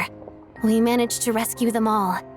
We also placed a sign at the entrance to the cave, warning people to stay away. You really held your own today. I still don't know your name. Don't think I've seen you before. I'll remember the name. All right then. See you around. Hello, Lady Marionette. I hear the rescue operation was a great success. I knew I could count on you. What brings you here, Odette? Here for a performance? No, a Fatui mission. I happened to be nearby and heard the crash. She hasn't introduced herself then. Odette is the prima ballerina of Snezhnograd. She's quite the celebrity. If you ever hear people mention the two crowning jewels of the Korolevskiy troupe, they're talking about Odette and the prima donna, Vodyanitsa. On top of that, Odette's also a rising Fatui star. It's looking likely she'll inherit the title of the Fair Lady. She learned all her combat skills from Rosaline herself. Used to be one of her most valued subordinates, too. You flatter me, Lady Marionette. If she's Rosaline's protege, that makes me... never mind. There's no need to bring it up. No point making things awkward. How's progress on your end, Lady Marionette? Equally successful. I finished reinforcing all the equipment.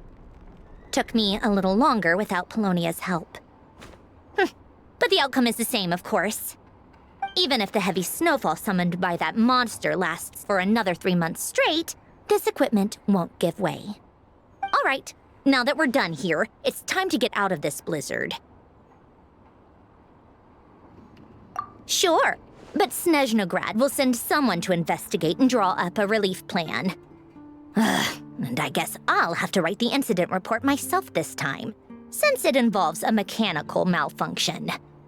First, Pantalone needs to approve the budget, then Pulcinella has to sign off on the plan. Once they've argued it out and reached a compromise, we can move forward.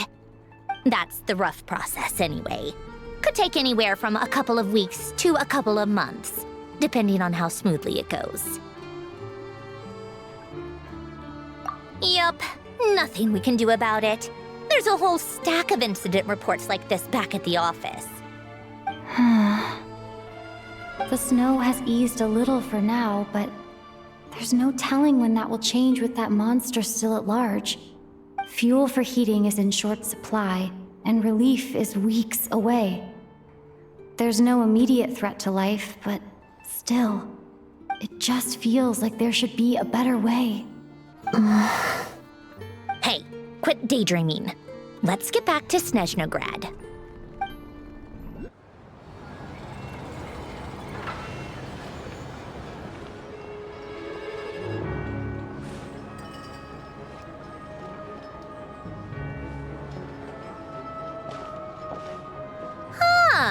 Well, if it isn't Counselor Tartaglia, Mr. Big Shot himself.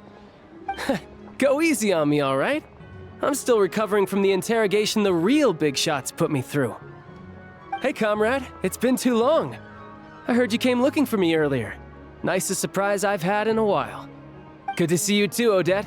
I'm guessing you guys just got back from Svetloledovka. How'd it go? Crisis averted? It went fine. How about you? Any new developments? Not really. Same as ever. Growing opposition to Project Stuzha, and the usual rebuttals are starting to ring hollow. The results of the mock vote were pretty dire. Pulcinella was fuming. I've never seen the old man so angry. That's not good news. It takes a lot to rattle him. Yeah, obviously if push comes to shove, there are ways to crack down on dissent. But... Sorry, I have to ask something. This is going to sound blunt, but may I? Huh? Of course, fire away. It sounds to me like everyone's tearing their hair out trying to figure out how to deal with opposition to Project Stuzha. But what exactly is this project's purpose? And how can it be so important that even people like you two refuse to stand up for the ordinary people of Snezhnaya? Interesting. I gotta hand it to you, comrade. You sure don't mince your words. Excuse her? What does she mean? Refuse to stand up for ordinary people? Oh my gosh. How does she dare speak to the Harbingers like that? Are you interrogating us now? It's okay, Sandrone. Let me explain. I think I understand where she's coming from. If I could, I'd take your side right now. In fact, my position's very similar to yours. I've only held back on casting a dissenting vote in the Veche because the Tsaritsa would never let me get away with it. Still, I have a responsibility to the Fatui armed forces, so I do what I can to make their voices heard. Most of them are just regular folks from small towns far from the capital. I'm sure you've seen how much those kinds of places are struggling right now. Oh, and for what it's worth, I'm from Arepasak myself. Things aren't going so swell there either. The Tsaritsa wants to create a better, safer future for the people of Snezhnaya, but she's thinking long-term. I don't doubt that from where you're standing, Project Stuzha seems to be creating all sorts of issues for everyone. But considering the Tsaritsa's vision for the future, these are sacrifices worth making. Sounds cold, I know, but I promise it's not as black and white as it seems. Maybe Sandrone and I can't oppose Project Stuzha outright, but we're constantly raising our concerns in Veche meetings. And even though we can't put an end to it, there are plenty of other ways to make a difference. We're trying everything we can think of, and so is Pulcinella. I respect Her Majesty the Tsaritsa and trust her decisions. But at the end of the day, I'm still just a normal guy who cares deeply about my homeland. And my family, who all live here. There's no way I would ever abandon them. As contentious as things can get within the Veche, there's no selfishness or malice behind it. Everyone wants to get through this period as smoothly as possible. The issue is that there's no way of pleasing everyone under the present circumstances. Most of the time, we're trying to decide on the lesser of two evils, which obviously isn't a great look. But that is not the same thing as being blindly loyal to the Tsaritsa. No one's got their head in the sand here. We're all well aware of the way things are. We're just doing our best to make it work. In fairness to Sandrone, she rushed to Svetloledovka's aid the moment she heard that people were in danger. And even Tartaglia, who used to only care about the thrill of the fight, is clearly doing his best to rise to the demands of his new role as counselor. Hey, come on. There's only so much we can say, so don't press us too hard. Look, I know how untenable the Tsaritsa's position looks if you don't understand her motives. Maybe you've heard already, but she's currently leading her army on a campaign to the east to defeat the monster that's been causing these brutal blizzards. Striking that monster down will be a significant step in dealing with the present energy crisis. As laser-focused as she is on realizing her lifelong ambitions, she's still putting time and energy into taking down this powerful monster. To me, that says a lot. If she thought Snezhnaya and its people didn't matter in the grand scheme of things, why would she waste her time on something like this? Thanks. I meant every word I said, though. I wasn't just trying to placate you. I've already done more than enough diplomacy for one day. I still think this adventurer raises a very important point. Our two Harbingers have made their positions very clear. But there are many others in the Veche who must feel trapped and forced to vote against their conscience. I think it's a very valuable quality to be willing to speak one's mind, despite the risk of offending powerful figures. You can say that again. I highly doubt we'd feel the need to explain ourselves so much if we didn't know you so well. Forgive me, adventurer, but might I be so bold as to ask about your background? How is it that you can converse so openly with two Harbingers? Oh, haven't you been properly introduced? Easier said than done. I like to think I'm not the kind of person who goes around busting open people's old wounds. I've only learned her name so far, and no details of her experiences. Is something wrong? Uh-oh. Is there no avoiding the subject of Rosaline? No, it's just... all right. I guess there's no getting around it. This is the world-renowned traveler, who helped resolve the storm terror threat in Mondstadt, cleaned up after the mess I made in Liyue, and then went to Inazuma, where there was a duel before the throne, in which the traveler defeated Rosaline. Oh. I'm sorry. I didn't think you two would be seeing much of each other, so I figured it wasn't worth bringing up. It's fine. It was a long time ago. It's fine. Sorry. I just remembered that we have a rehearsal coming up. Please excuse me. I should get going.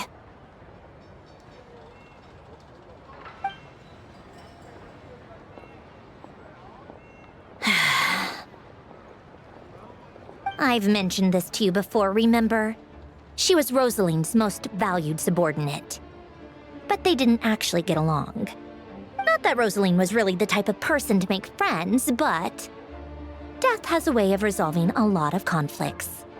Don't let it weigh on you. Like she said, it was a long time ago. It's in the past now. Odette has a very different personality from Rosaline. Give her some time. I'm sure she'll work through it. Oh, by the way, where's Paimon? It's not like her to hide away. She hasn't been feeling well, so she's resting at Podvorye Restaurant. I got a couple of my people to look after her while we were gone. Oh, right. Sorry to hear that. Poor thing. Reminds me of when Tonya was little. She really felt the cold back then. Used to get ill all the time. I felt so bad for her seeing her lying in bed, coughing. She was so mature for her age, though. Whenever someone came to visit her, she'd greet them with a smile and would never complain. I'm sure Paimon's a good kid, too. You're a little short on manpower, right? Let me have a couple of my people take over for yours. I'll send my most capable and reliable. They'll make sure Paimon can recover in peace. Well, that would be great. Your people are more qualified. Hey, don't mention it. I'm sure you have things to do. Hopefully this takes a load off your mind. So no more accusing me of not being on your side, all right?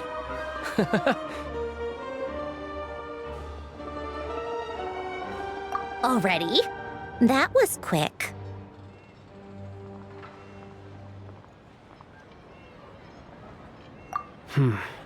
I'm afraid I can't help you there. Our director's recent movements are confidential. Even we're not in the loop. If you hadn't told me, I never would have known he'd gone south. I assumed he'd been in Glupov this whole time. Well, I guess I'd better go sort out Paimon's security situation. I have some other work to catch up on at Glupov anyway. Me too. I have an incident report to write up. Let's leave it there for now.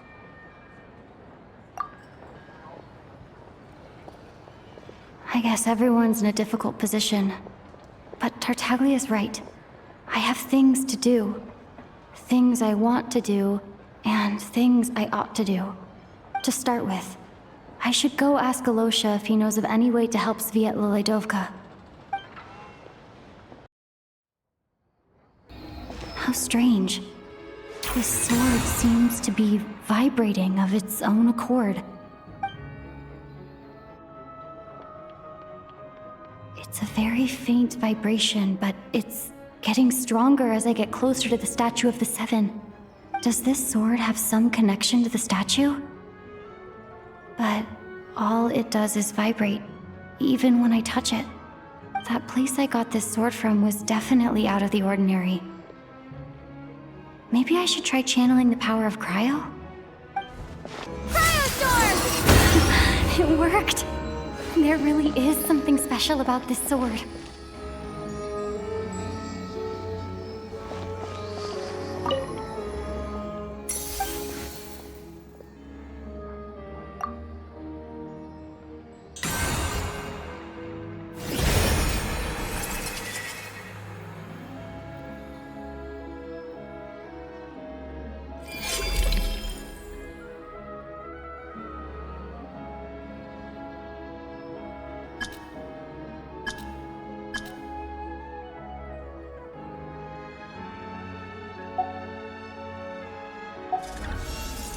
I don't really understand what just happened, but I'm pretty sure this sword just got a little more powerful.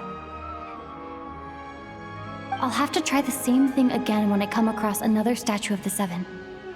In the meantime, I better go find Alyosha.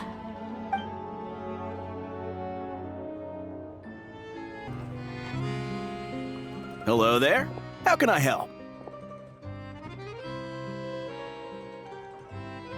Ah, sure thing. Give me a second, I'll go fetch him for you.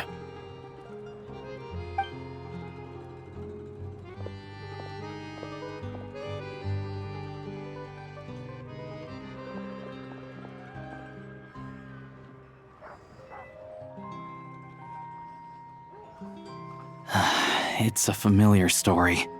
I've had similar experiences. Although Snezhnograd doesn't deliberately delay or withhold relief, those first few days of waiting for help are always the hardest. It's a fundamental contradiction. If emergency relief can't be delivered in time, what's the point in even calling it emergency relief?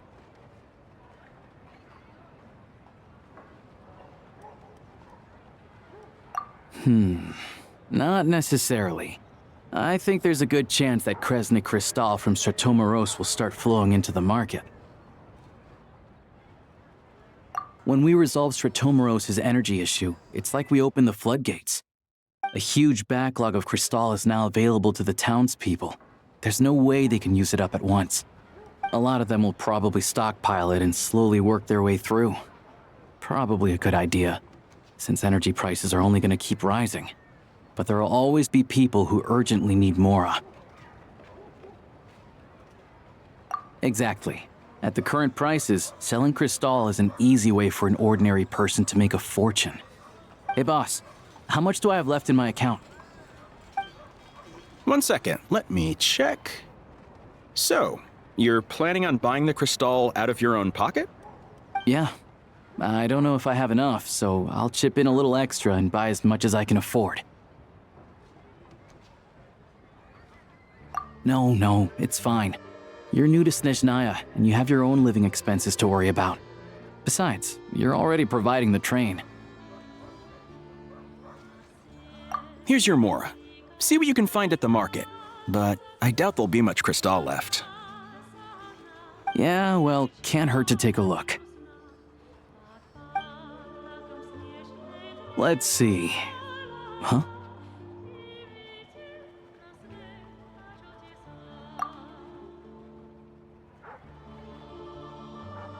Oh, Alyosha, and...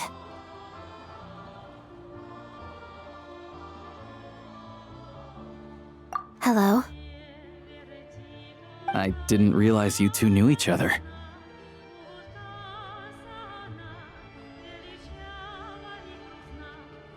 Yeah, I take on some odd jobs in the city to supplement my hunting income.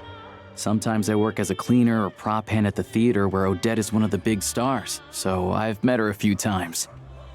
When the weather's as bad as this, it's better for a hunter to adapt than to keep looking for game. Yes, and we sometimes need extra help.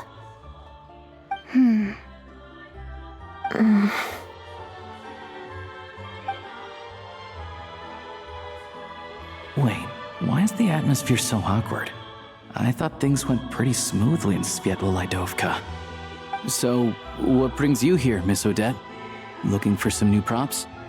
No. After I got back to the theater, I couldn't stop thinking about the situation in Svetloledovka. It bothered me so much I couldn't focus on my dancing. So I decided I'd come here and see if there's anything I can do.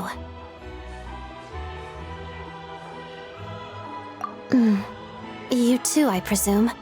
I suppose that's why you're here. I didn't feel comfortable expressing my true opinions in front of the Harbingers. Not least because ordinary Fatui like me don't even know what Project Stuzha is all about. Without knowing the full picture, I can't make sense of it. And at some point, if things aren't making sense to me, I can't just keep going along with it. So many people feel the same way. They wish they could do something, but all kinds of reservations hold them back. Explains why groups like the Rokot are springing up to fill the gap. Yes. Well, that's one option. But there are risks to consider with organizations like that. The Fatui does not encourage their activities. Right, because things can get out of hand, and it's hard to hold the right people accountable when they do. I've heard about a few cases like that. Sandrone said Odette was on track to inherit the title of the Fair Lady. If so, she'll be able to find out what Project Stuzha is really about. Still, it's probably a little soon to ask her about that. There may be more to the story. What's on your mind? I think we can both agree that no matter which side you're on, it can't stop you from doing the right thing. Where there's a will, there's a way. I know what Rosaline did while she was abroad. You made the right decision, so no hard feelings. So, what's your plan? Oh, we were gonna buy some crystal. I heard there's some on the market right now. Funny. I had the same idea. In that case, let me pay. I can claim it back as mission expenses. The real issue here is that government relief is behind schedule. Surely it makes more sense for the state to cover these costs than for us to pay out of our own pockets. True. It's a huge expense after all.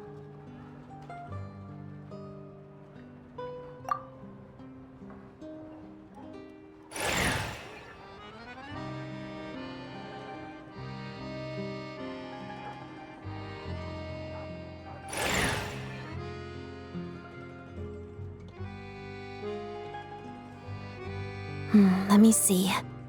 I'll take it all, please. And I'll be needing a receipt. Right. Choose mission budget under the expense category, but be sure to specify emergency rescue operation in the description. Otherwise, the normal reimbursement limit will apply. Let's book this train. Regulations say that if we need to transport Kresnik Crystal during Project Stuzha, extra carriages can be added 1 hour before departure.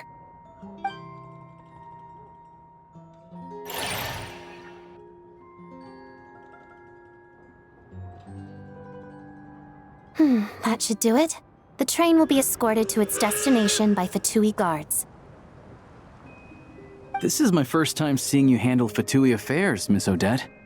It seems you're as skilled an officer as you are a dancer. You flatter me.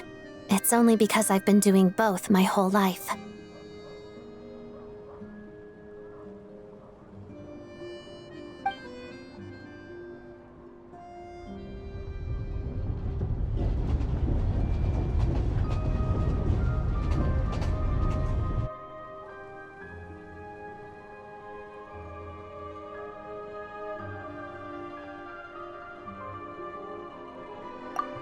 Anyway, I bet you've been non-stop today, am I right?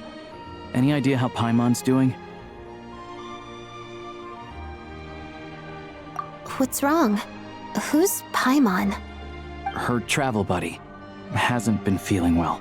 She caught a cold right after they got to Snezhnaya. Sounds like she's important to you. I can't believe you've been dealing with this on top of everything you've been doing to help the people of Snezhnaya. I've got nothing going on right now, so I'll join you.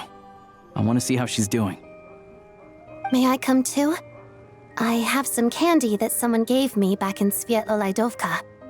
Plus, I know a little bit about relieving cold symptoms. All right then, let's go.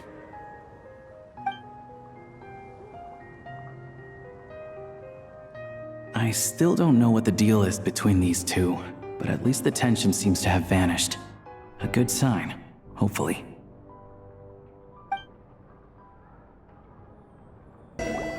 Hello. Sorry, but there's a sick person recovering in this room. Can I help you? What happened? Oh, please, excuse me. Are you the Traveler? Could I take a quick look at your Adventurer Handbook? Master Childe said I should verify your identity.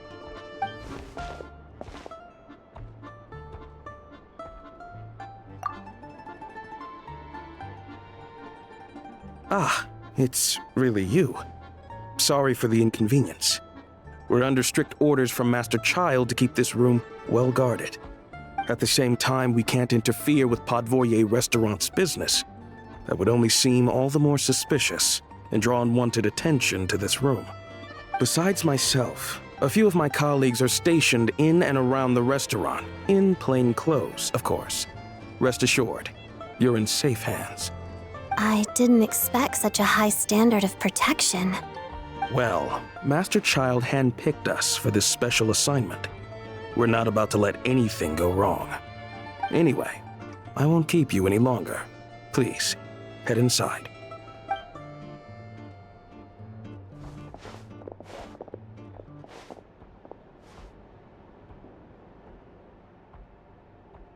Traveler! Alyosha, you're back! Oh, hey! Who's our new friend?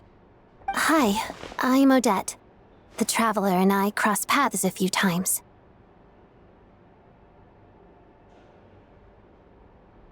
Another friend from the Fatui, huh?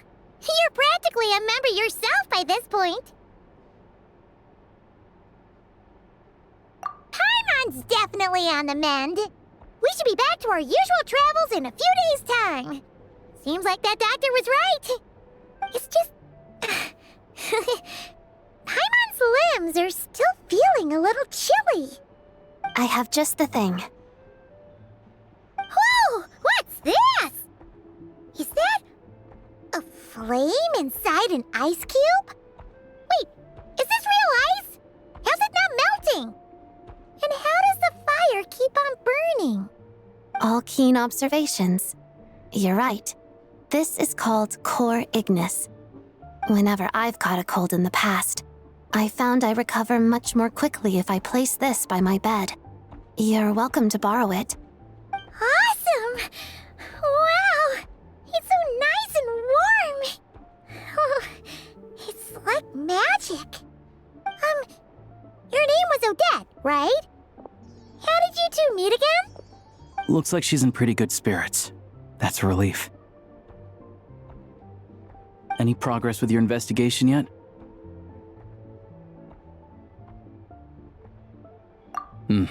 No surprises there, I'm sure.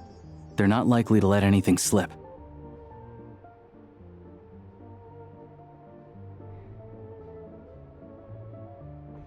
The Rokot, huh?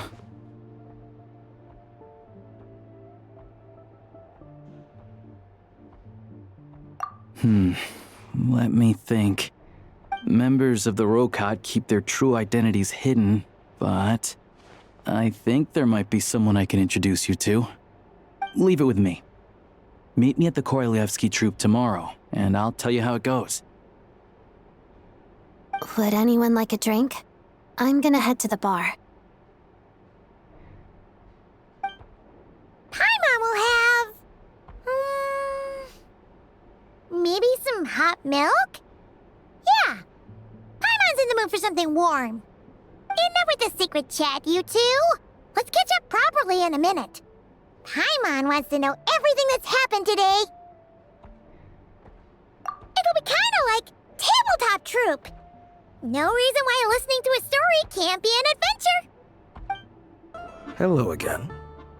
Please rest assured, we'll keep a close watch on this place. The boss is gonna give Paimon a copy of the latest newspaper to read. That should keep Paimon entertained. Ah, you made it. I've got some tickets, and I managed to set something up with the Rokot. It'll have to wait until after the show, though. Happy to stay and watch? I doubt you've seen the Korolevskiy troupe on stage before.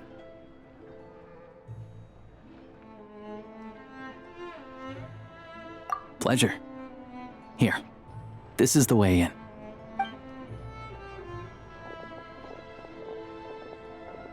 Please present yourself for a routine inspection in accordance with theater regulations. Thank you.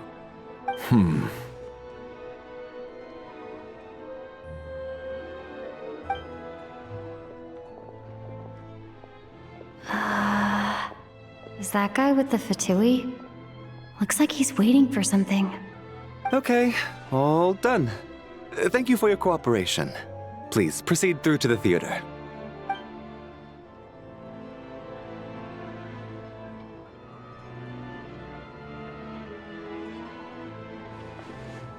What's up? Everything okay? Snezhnaya's business and political leaders are always passing through here, so it makes sense that security's tight. Still, it's a little unusual to see the Fatui's Armory Palace guard here. You saw him, right? The guy right at the back. Strong, silent type. His name's Valeri. He's part of the Special Assignments Battalion, but I only ever see him here for one thing: to look for a guy named Mitya. Supposedly a researcher, though he never seems to put much time in at the office. The theater is one of his favorite places to hang out when he's playing hooky from work. But that's not for us to worry about. Let's go. The show's about to start. What do you think? Pretty impressive, huh?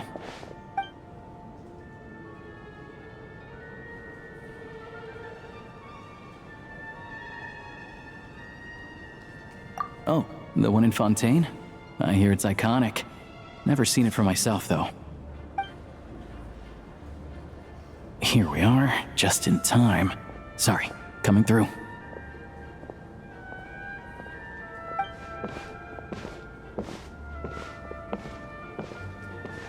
Ugh. If you're gonna show up late, keep your mouth shut. What's his problem? Whatever. No point arguing with people like that. Look, there she is. That's who I'm introducing you to later. She's the lead singer of the troupe, Vodyanitsa.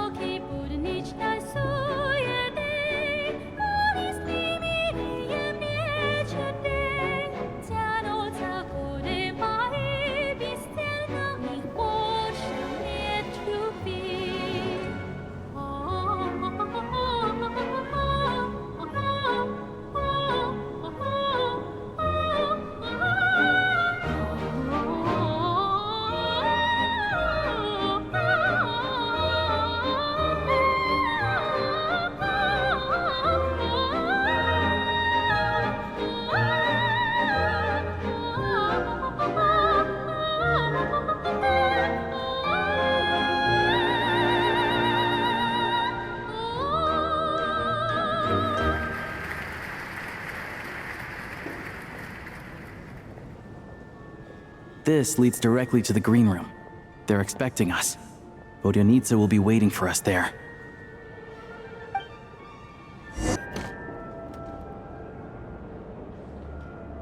Hey there. Excuse me. Ugh! Can you believe it?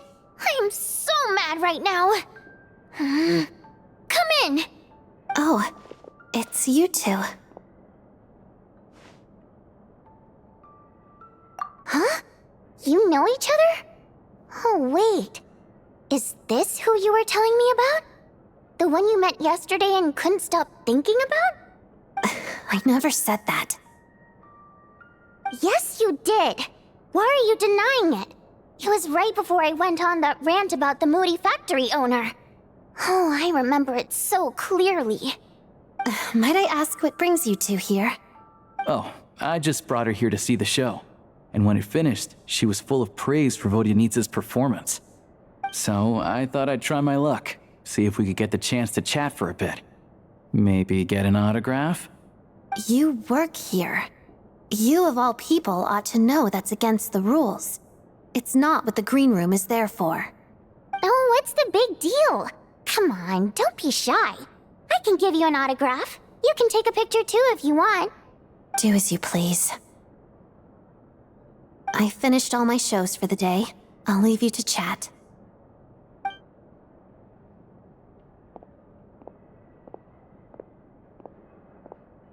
I wasn't making that stuff up, you know. Odette's just too proud to admit it. She thinks very highly of you, and so do I. You did the right thing in Svetloledovka. We're good. Odette's out of earshot. I'll lock the door. Confidentiality, of course. The Rokot is very strict on that. Whoa, Alyosha! Not out loud! Not with an outsider here! Relax, I've taken care of it. Look at this.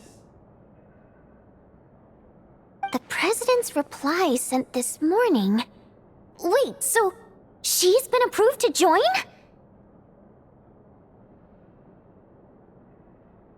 You told me last night that you wanted to get intel from the Rokot.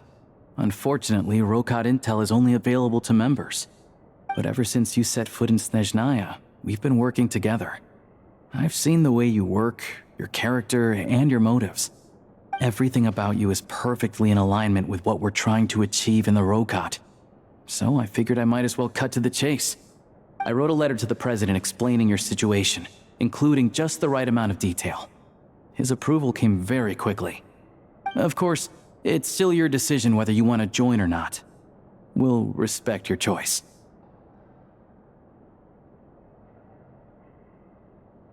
Well, assuming Odette was telling the truth and she didn't misjudge you, I guess we don't need to worry about you blowing our cover. Still, you gave me a real fright. I didn't know that's why you came looking for me. So, that stuff you said about admiring my performance, was that just because Odette was here? Did you actually mean it? Now you're talking. That's what I like to hear. Anyway, let me give you a quick rundown of how things work. Like I said, the Rokot is a covert organization, and we hide our identities. Members typically don't meet in person or even know each other's identities. This helps us maintain a high level of independence and secrecy. Because of this, members are basically free to decide their methods without constraints, so long as the outcome of any activity doesn't violate the organization's principles. After all, we don't have any ostensible contact with each other. This way, if anything goes wrong, no one else will be implicated. Beyond the freedom to choose how you operate, it's also your choice whether to act at all. We have plenty of members who have yet to take any action.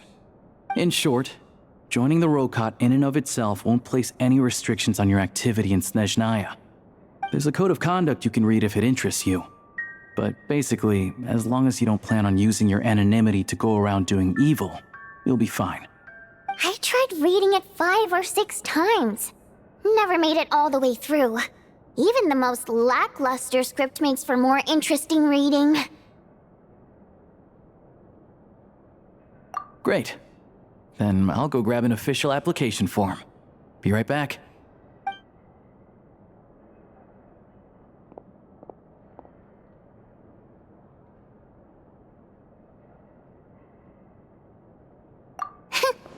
Well, Alyosha has this pet dog, you see.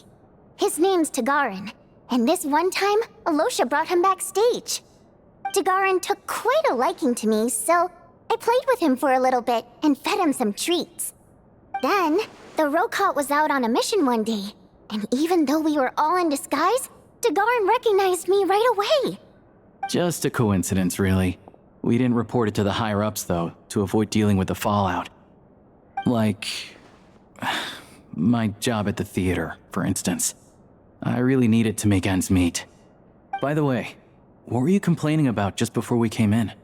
Did everything go okay with Chuganov? Everything did not go okay. That's why I was so mad.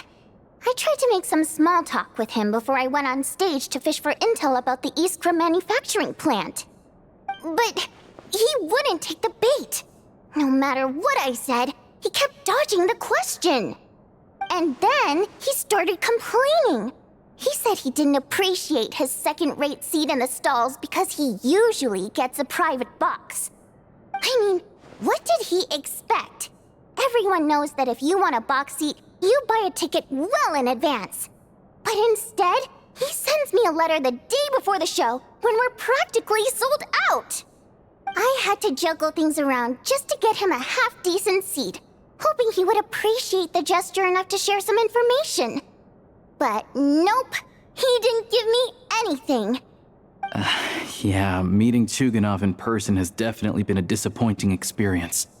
Oh, you probably don't know who we're talking about, do you? Chuganov was that older guy you were sitting next to today. I'm sure he didn't make a great first impression on you either.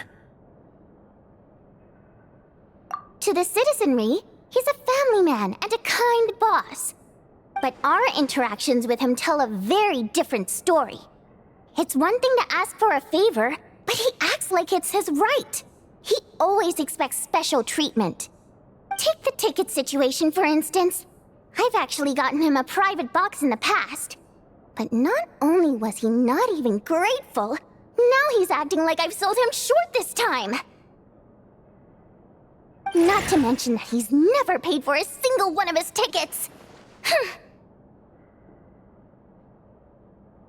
And another thing, if he's such a big family man, why doesn't he bring his wife and daughter to see the show once in a while? I've never seen them here, not even once. Calm down, Vodyanitsa. If you won't do it the easy way, we'll have to try the hard way. But first things first, here's your application form. Go ahead and fill it out.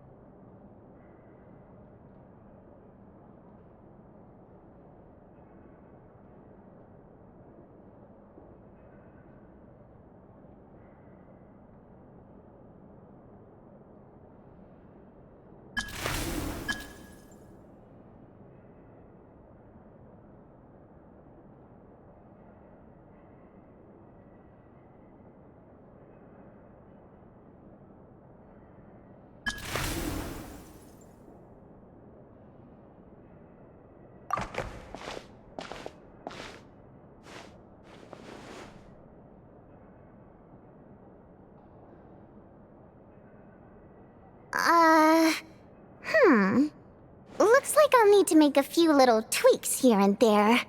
But other than that, you're good to go. We'll hold on to this for you.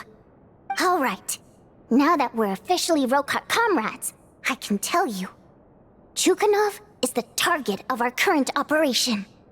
Recently, we've done some recon work at the Iskra manufacturing plant, which pretty much confirmed that their energy consumption is way beyond the legal limit. All we need now is some direct evidence to present to the Veche, so we can demand that they shut the plant down. That way, the Kresny Crystal can be allocated to where it's needed most. I was hoping he might let slip during one of our chats, but he's too tight-lipped. We'll have to find another way. I'm meeting another regular theater goer tonight, Mitya.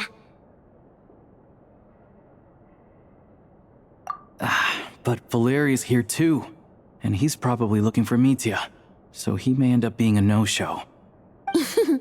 Don't you worry. He must know how to dodge Valeri, or he wouldn't be showing up on time for every performance. Mitya is a renowned energy expert. Although we can't get any direct evidence of the excessive energy consumption at the plant, we can accidentally let the information slip to him. The authorities should take someone like him seriously.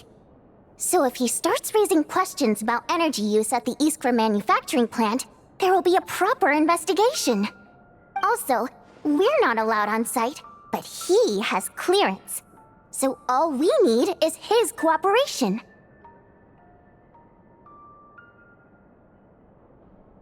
Yeah, so that's the other thing we're trying to figure out. Though I think we're far less likely to make any progress on that front. Still, I hear that Mitya is a bit of a chatterbox. So, who knows? Maybe if we catch him in the right mood, he'll let something slip. What do you think?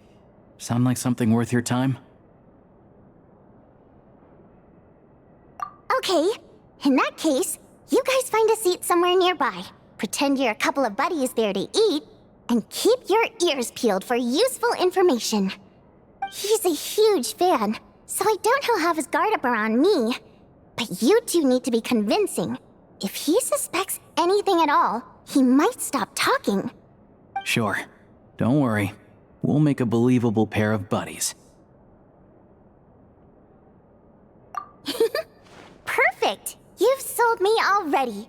Now, help me tidy this room up a bit before we head out. Okay. What needs tidying? Everything!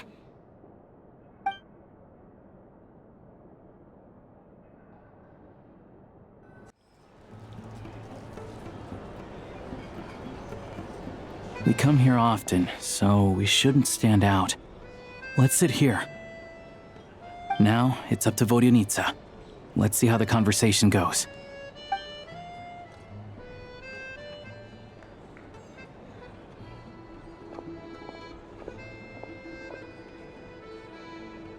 Mr. Mitya! Over here! Over here! Oh, sorry. I got a little held up on my way here. Now we have even less time than we planned.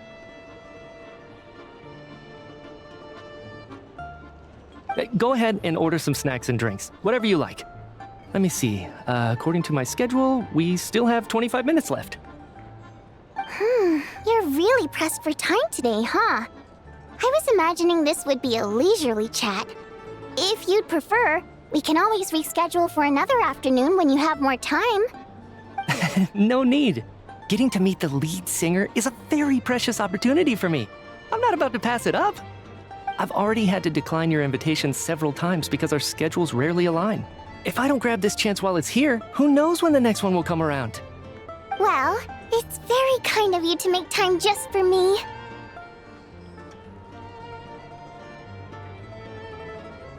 I'm not too sure, to be honest.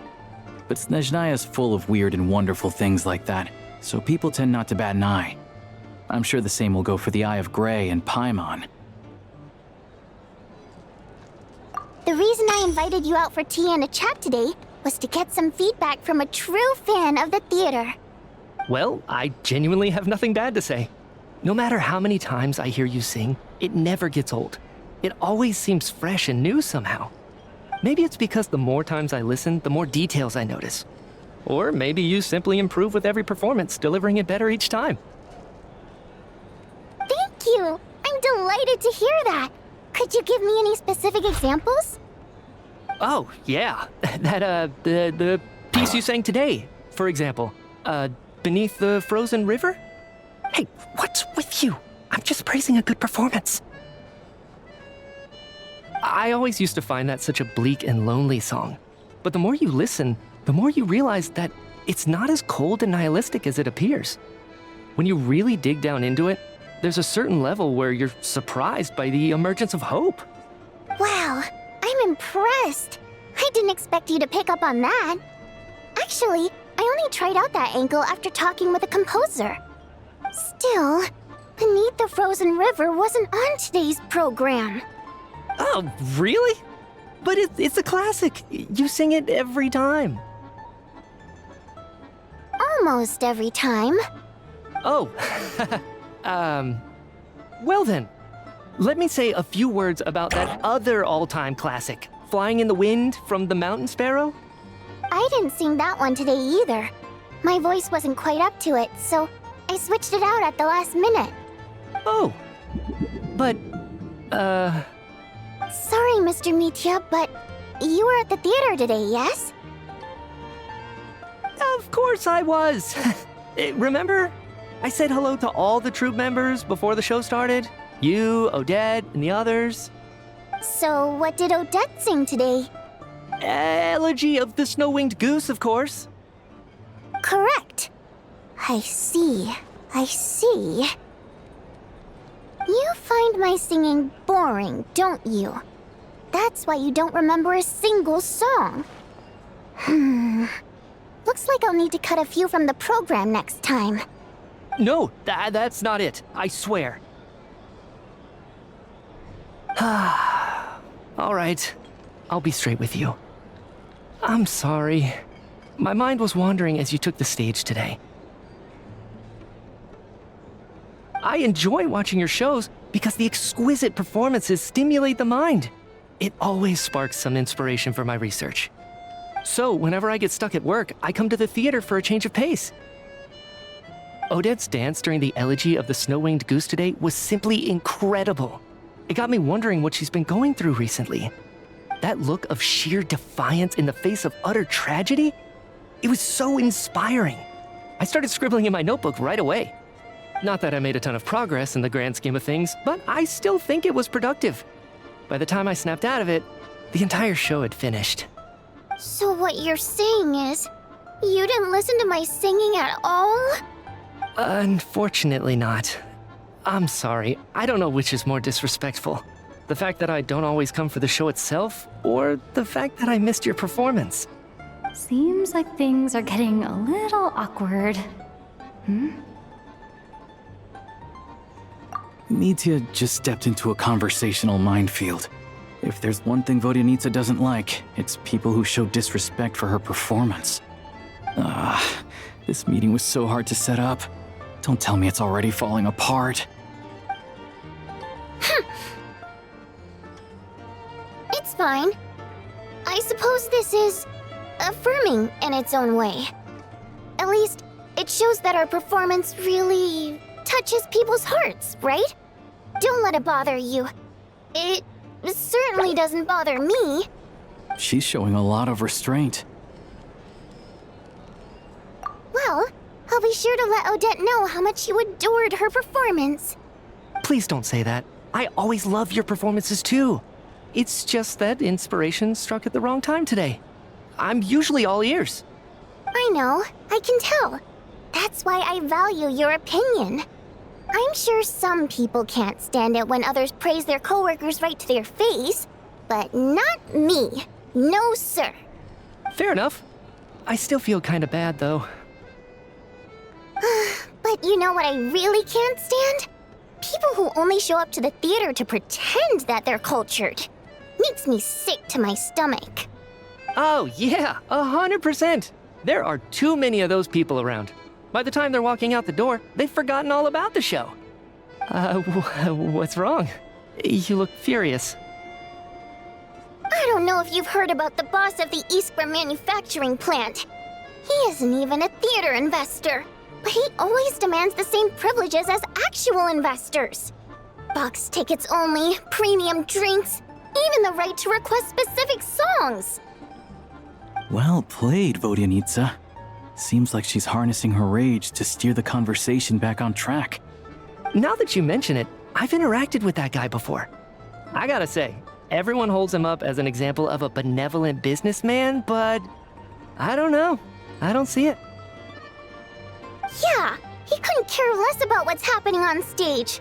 He's just there to flaunt his social status. I hate that I have to prepare programs for guys like that.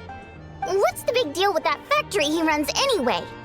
I asked around a bit and heard some pretty shocking stories. Sounds like he's just another greedy capitalist. Oh, really?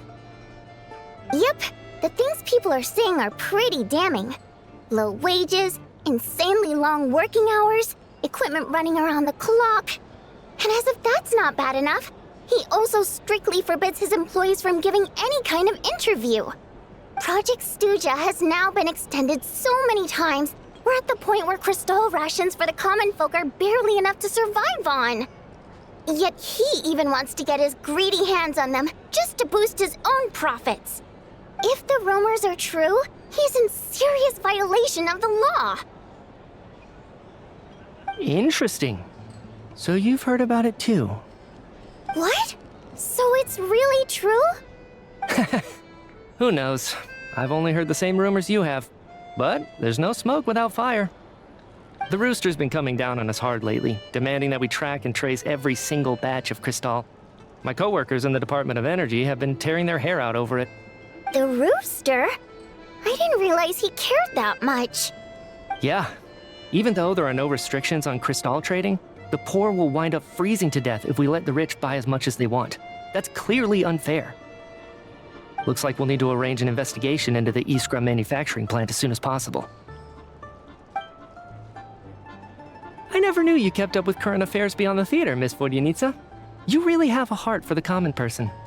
Most Fae in your position have long been indifferent to the plight of humans. Well, those of us who choose to live in human cities are naturally going to pay attention to any significant upheaval. Isn't the rooster a Fae himself? I'm just surprised to learn that even someone with as much experience as him is getting so stressed out over Project Stuzha. What is the end goal of this project anyway? This is it. We're finally going there. I'm sure Mitya can sense on some level that she's fishing for information. But since their conversation is so relaxed, he might just let something slip. It's stressing me out too. If I'd only made better progress with my research, things wouldn't have dragged on this long. Oh, so your work is related to Project Stuzha? That's right. The Armory Palace needs a brand new energy source. Not the power of the Light Realm and not elemental energy. Right now, the only thing that meets the requirements is the power contained within stellar linchpins. But harnessing that power is costly. Each step of the process requires enormous amounts of Kresnik crystal, from extraction to quantification to attempts at conversion. Progress has been painfully slow, and the team is getting burned out as time goes by. Sometimes, I see people staring into space as if in a trance. Could it be that this new energy source has side effects? No, it doesn't affect us, because the energy is used for... Okay, I got it. Stop choking me. Sorry, I can't talk about that. I think we're all just exhausted. We've been working ourselves to the bone for so long with so little progress to show for it. It's no wonder people are struggling to stay motivated. Seems like I owe you an apology. I shouldn't have gotten so mad at you for not paying attention during the show. Don't worry about it. I count myself lucky, to be honest. I don't envy the people who work closely with the Tsaritsa herself. I'd much rather be in my current position. At least I don't have to shoulder any major responsibilities. So they're trying to develop a completely new kind of energy. Yeah, censored by a scarf. Who would have thought? Oh, dear. It looks like my time is up. I'm afraid I have to leave. I'm so sorry. We ended up barely talking about the theater. That's okay. It was a pleasure chatting with you, really. Let's make up for it next time. Yeah, hopefully once the work pressure eases up a little, I'll be able to focus more on the performance, and then we'll have more to discuss. We touched on some confidential issues today. I'd be grateful if you could keep it between us. That could have gone worse. Nice job. Why was Mitya in such a hurry to leave, though? Sorry, routine inspection.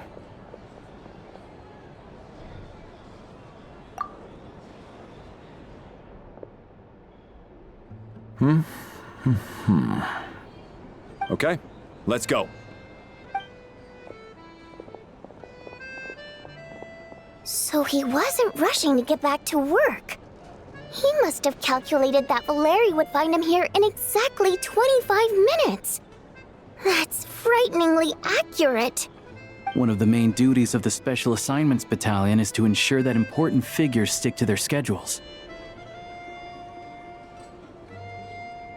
All right, time for us to get going too.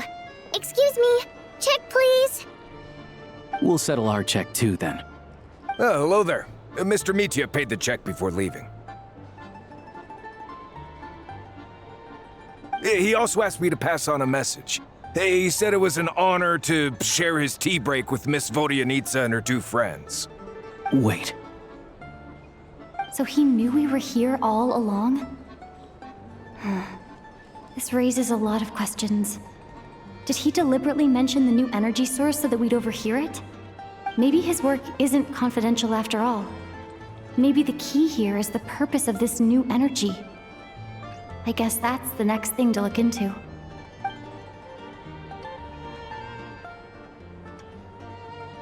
Vodyanitsa and Alyosha have both left. Time to head back and call it a day. You're back! You're pretty early today. Paimon was just gonna mention that. After she woke up today, Paimon felt like her temperature was completely back to normal. But her strength still hasn't returned.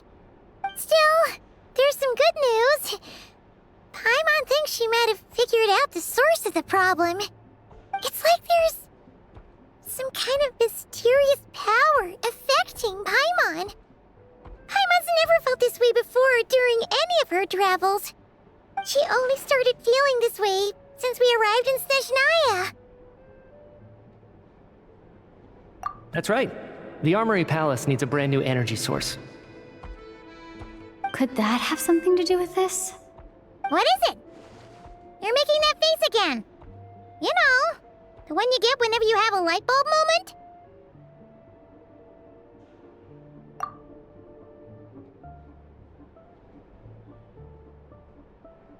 So, they're trying to develop a new energy source here? And you think that might be why Paimon's feeling unwell?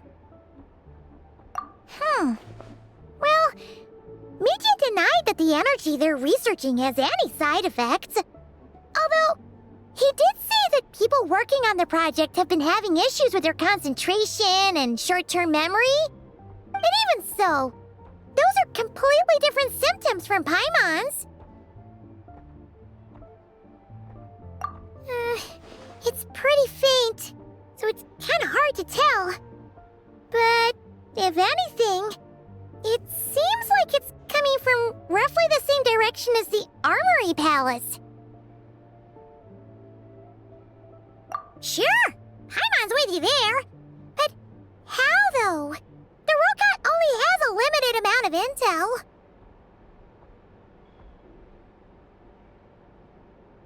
Oh, great point!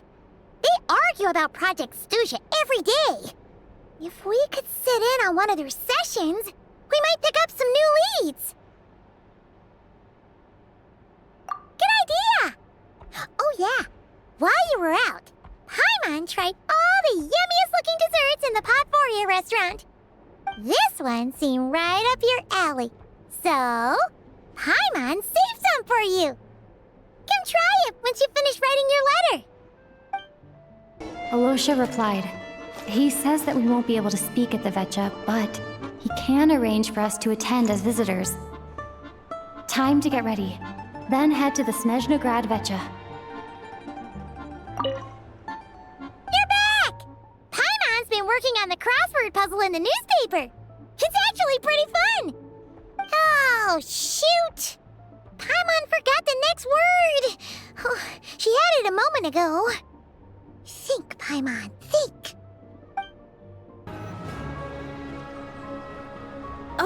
Miss Vodyanitsa, prima donna of the Korolevskiy troupe.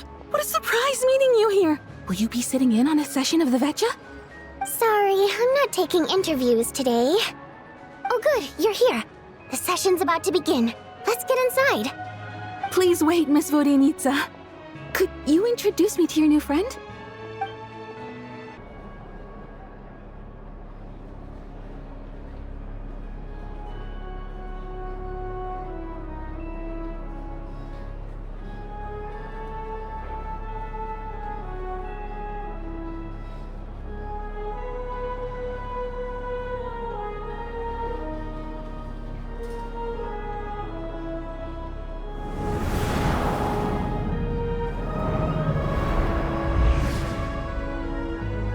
In summary, the energy management commitments made for the outgoing period have been delivered upon. Furthermore, both the production and consumption of Kresnik Crystal show clear signs of stabilizing. The relevant agencies have assessed the present circumstances and determined that the status quo can be sustained until the next period. For detailed statistics, I would refer you to the industry reports that have been distributed to all persons present. It should also be noted that while the recent blizzards have led to a significant increase in people's energy expenses, this is strictly a short-term phenomenon associated with a remotely located monster. Her Majesty the Tsaritsa is giving her full attention to this matter. We should have every confidence that it will be dealt with swiftly and conclusively. A financial report on disaster relief is also present in this report, courtesy of Pantalone. They cover the same old ground every single time. The rooster never seems to mind, but everyone else is getting tired of it. There's a general lack of trust. People aren't seeing any tangible benefits that affect them directly. Of course, none of that will be reflected in any of the reports on the table. Yeah, if it weren't for these hard copy documents, I could have at least made something up.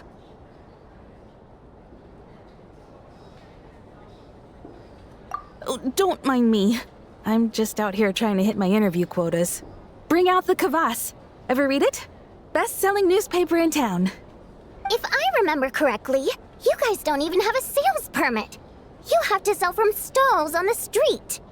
Okay then, best-selling street stall newspaper in town. Still counts.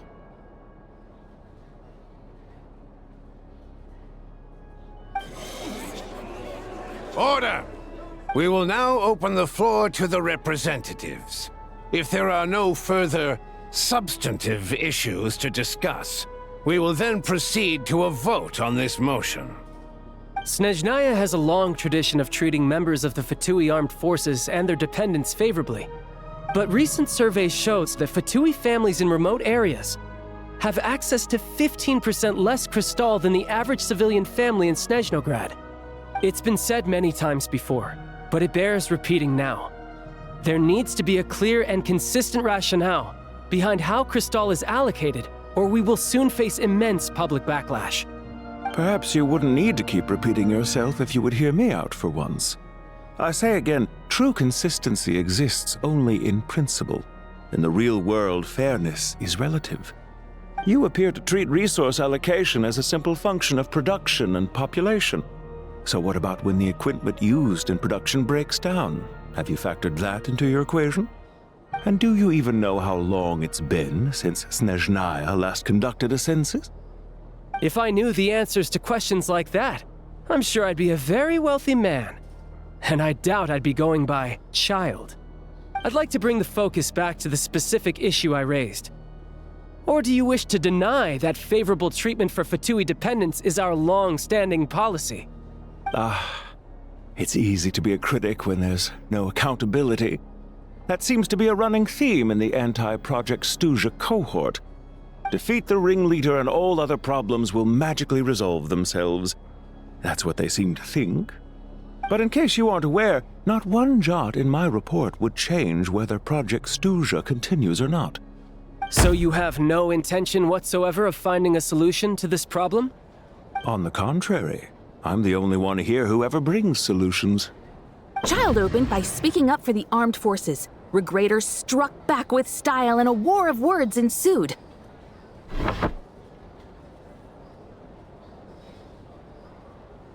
Our reporter was live on the scene to get the audience's reaction as it all unfolded. Who do you support?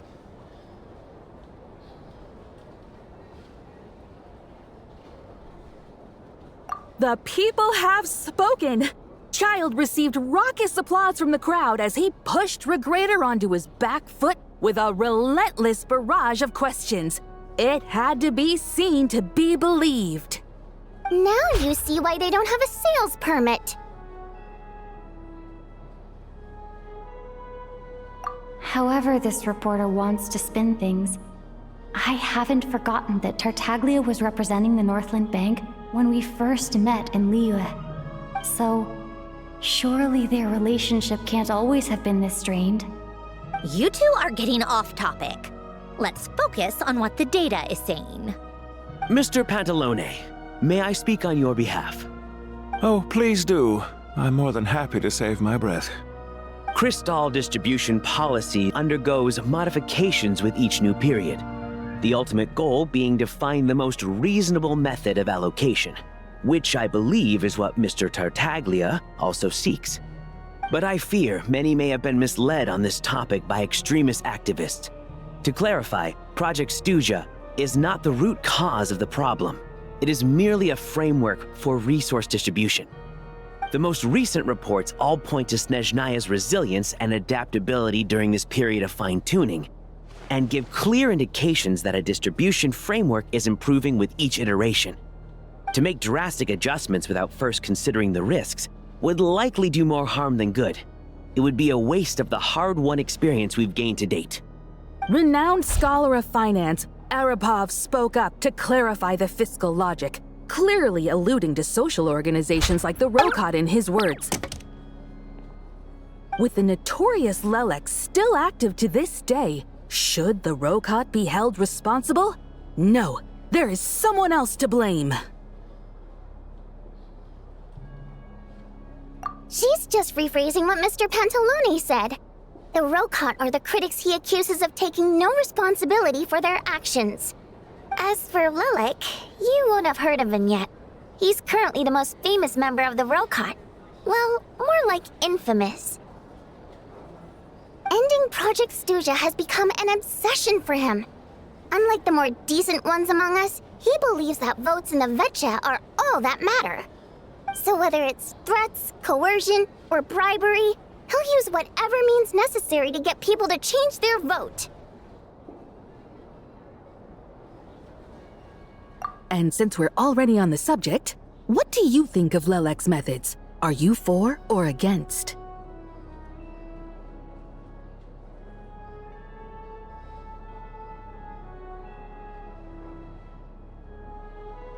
Well, whatever the story is, his actions benefit us all. We stand with Lelek. At least someone here wants to take this discussion seriously. I've been considering that issue myself. What you really need is more precise regional data, right?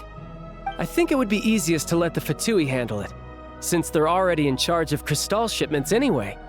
We may as well get them to collect some data while they're at it. Whatever you need, you can ask the Fatui to look into it for you. In terms of supervision, I think the Druzhna would be a good fit. I had hoped to discuss this with Miss Vesna, but sadly, she's not present.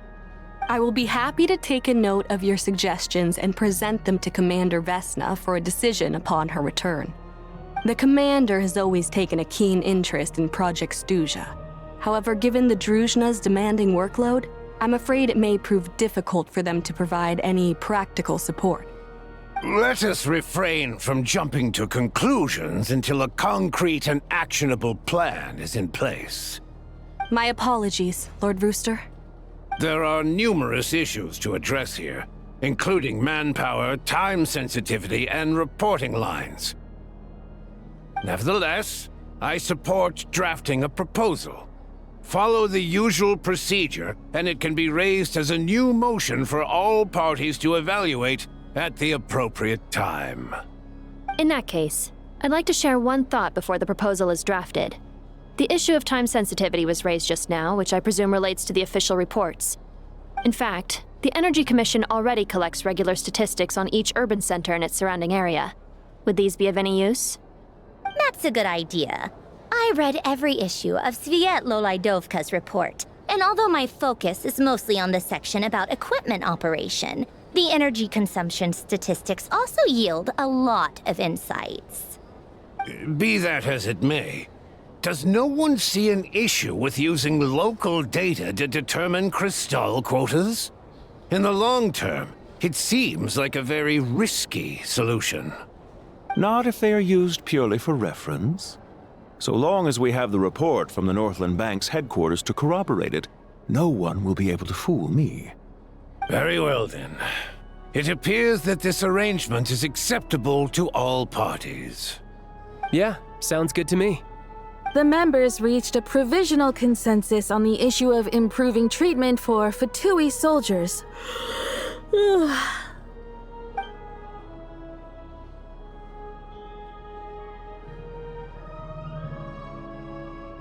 Today, the prima donna of the Korolevskiy troupe attended a session of the Snezhnograd Veche in the company of a most charming young lady. The question on all our minds is, what is the true nature of their relationship?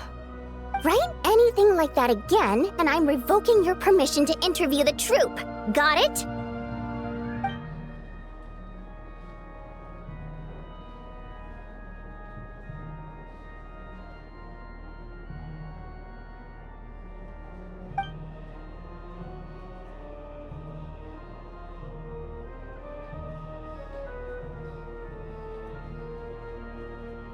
Now then, if there are no further contributions from those present, we shall proceed to the final vote. Hey, check it out! What made him vote against? Why now?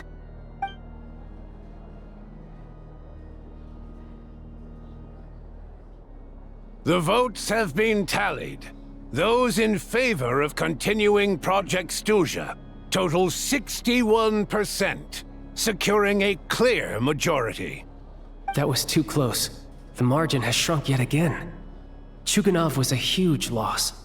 I'll bet Lelek is behind this. I wonder how Pulcinella will respond this time. Chuganov. I see. Lelek strikes again. Yes, go, Lelek. Once Project Stuzha is defeated, our unwavering support at Bring Out the Kvass will finally pay off when we make our comeback. I can taste our victory already! In accordance with the result of this vote, Project Stuzha will remain in effect until the next Veche period. Finally, may I remind us all, we debate only for the greater glory and solidarity of our nation. May the aurora shine ever on, and the tundra always stand firm. The session is concluded. I have to say, I really wasn't expecting Chuganov to vote against Project Stuzha. Well, in principle, Snezhnaya's business and political elites ought to be the ones least likely to oppose it. As we heard, Project Stuzha is basically just a resource distribution framework that requires everyone to cut back during the winter. But even if the policy got cancelled, the Tsaritsa's energy needs wouldn't suddenly go down. The extra demand from the public would have to be filled from somewhere, so logically, the factories would have to take the hit. I got a letter from Mr. Mitya just before today's session. He said he's confirmed that there are issues around overtime and excessive energy consumption at the Iskra manufacturing plant. In a situation like this, once the Rooster receives the report, he'll order the factory to halt production and submit to an investigation before issuing a penalty. But that's a week-long process, and thus didn't make it onto the Veche agenda this time. I don't think he suspects anything so far.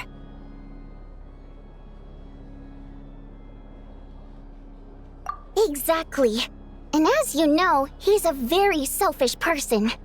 I was originally gonna try and flip him after he received notice of the official sanctions.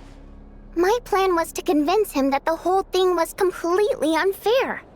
Rather than just sit back and take the hit while his factory stopped production, he'd be better off voting to end Project Stuzha.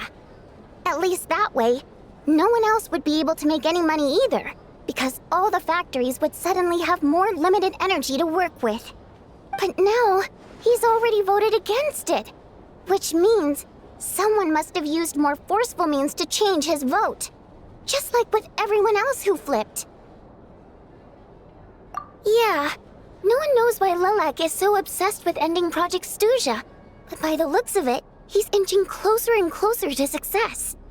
Lelek must have strong motivations, given how he'll stop at nothing to achieve his goal.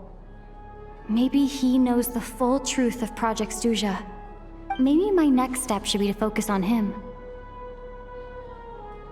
All right. What are your plans for the rest of the day? Shall we head out? Hey, comrade. I noticed you were here during the debate. I didn't take you for a political enthusiast. Greetings, Harbingers. I just happened to have some free time today, And my new friend here thought it might be fun to check out the Veche. Ah, Odette must have introduced you. Looks like you two are getting along pretty well. I'll leave you to catch up. I should head back to the troop. Sure. Break a leg and all that.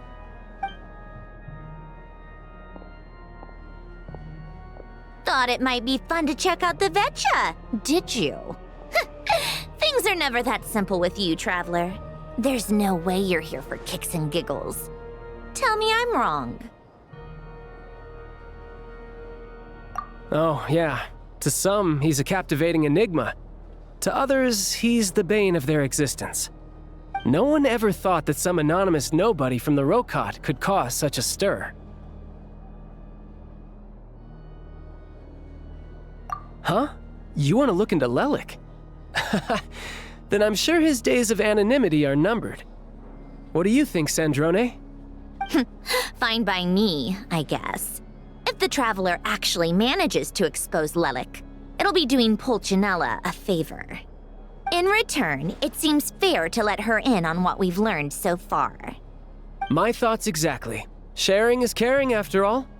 Head back to Glupov and grab the files on Lelik. It's easier to just pull the records than go through the rigmarole of getting the Traveler a visitor's permit. As you command, child, sir. In that case, since we're going to be waiting anyway, I'll have someone brew a pot of black tea.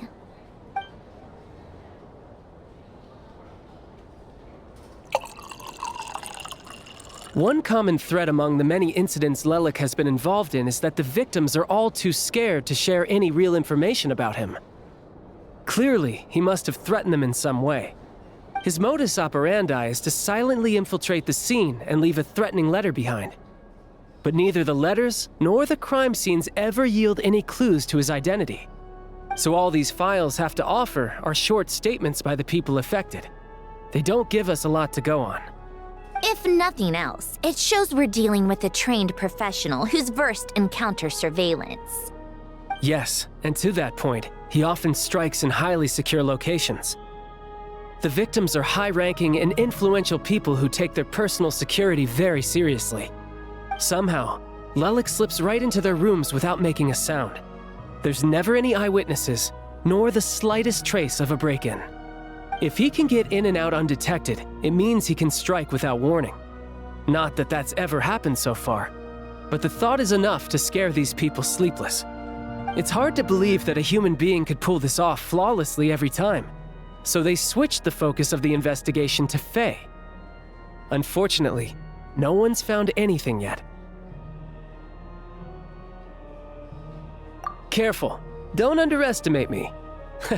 Although truth be told, I'd probably find it hard not to blow my cover. Direct confrontation is more my style. We haven't ruled out the possibility of Lelik being human.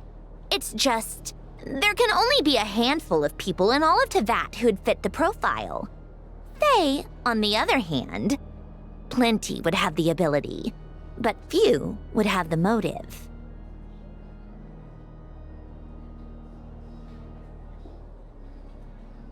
No, not as strong as me. You'll never find the culprit with criteria like that. Let's go with a little weaker than me. Oh, you hit me right where it hurts. I'll admit, he's strong and meticulous. But can we at least limit this to candidates who have something to do with Snezhnaya? She's just trying to find a reference point. Stop getting fixated on who's stronger than who. But that's the most important thing. In my opinion, anyway.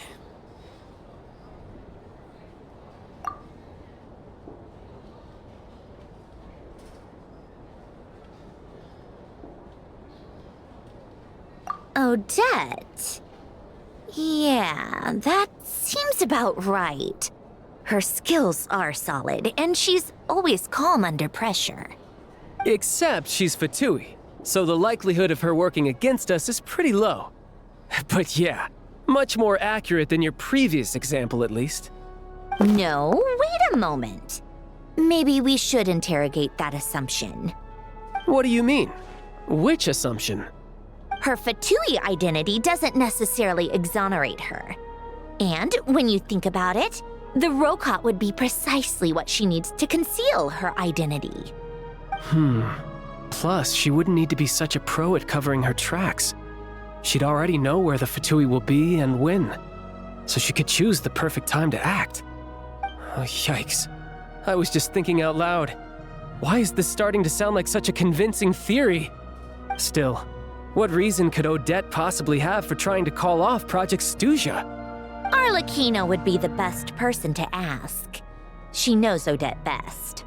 Unfortunately, she isn't back yet. Rosaline used to open up to her in private about her struggles with Odette. As I'm sure you can imagine, Arlecchino is quite a lot better with children than Rosaline was.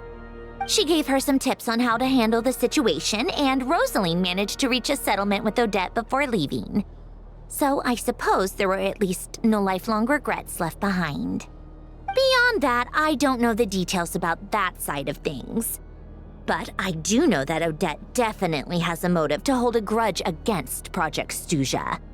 The reason being, her father passed away during the early stages of the project.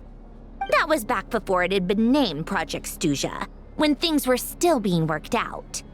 But in essence, it's remained the same ever since. The more you know. Rosaline was always so self-centered. I never understood why she started paying so much attention to Odette.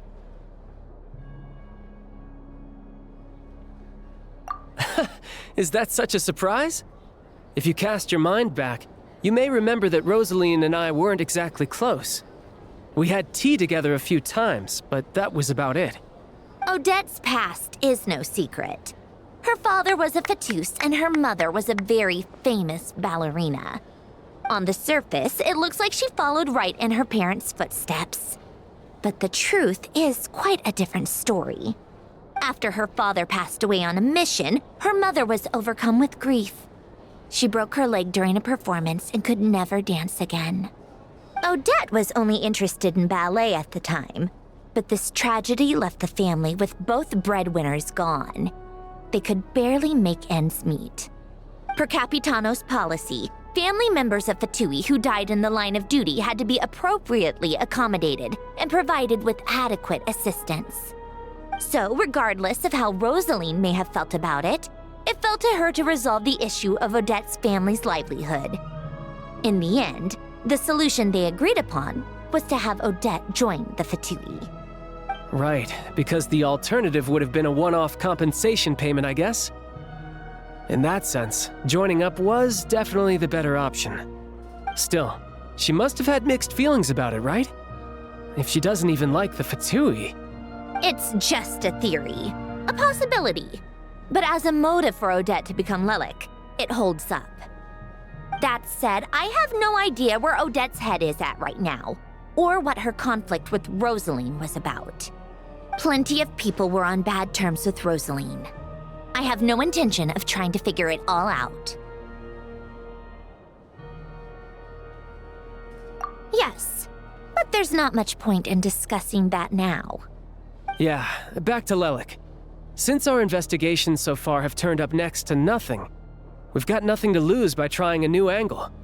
Funnily enough, Tonya and I had actually made plans to go to the theater tomorrow to watch Odette's rehearsal. Unfortunately, thanks to this Lelik situation, I'll be stuck working overtime again. Which means you can go in my place. No point wasting the ticket, plus you'll get to meet Tonya.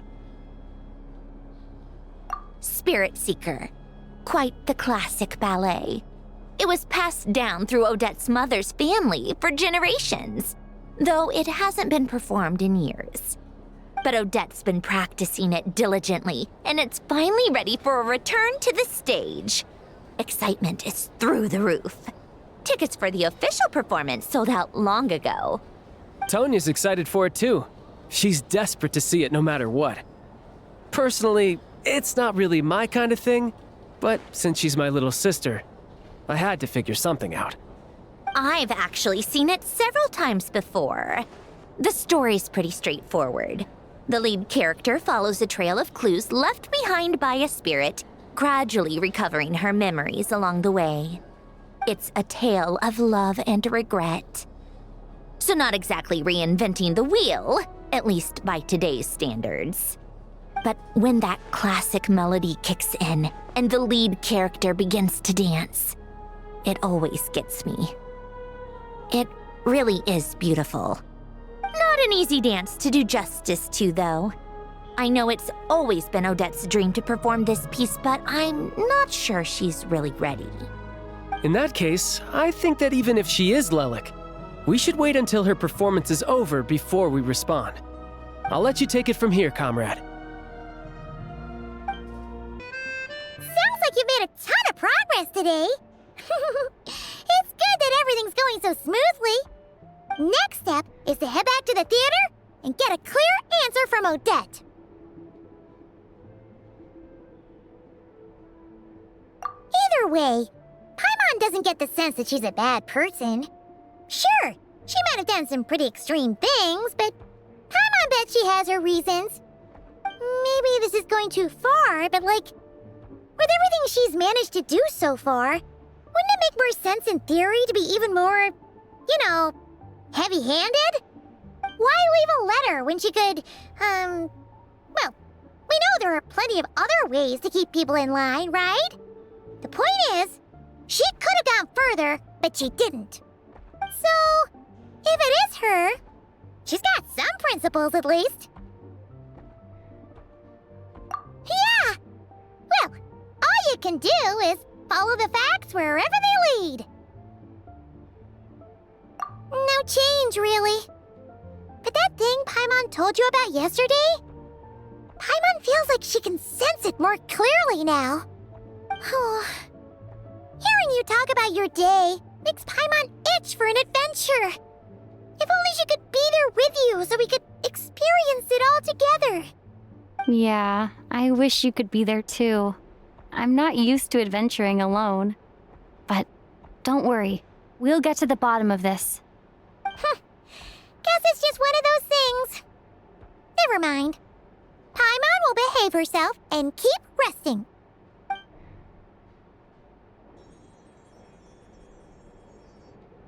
If Odette is Lelik, she may well have inside information on Project Stuja.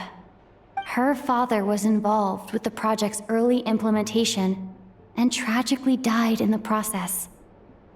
Now, she's dedicated herself to bringing it to an end.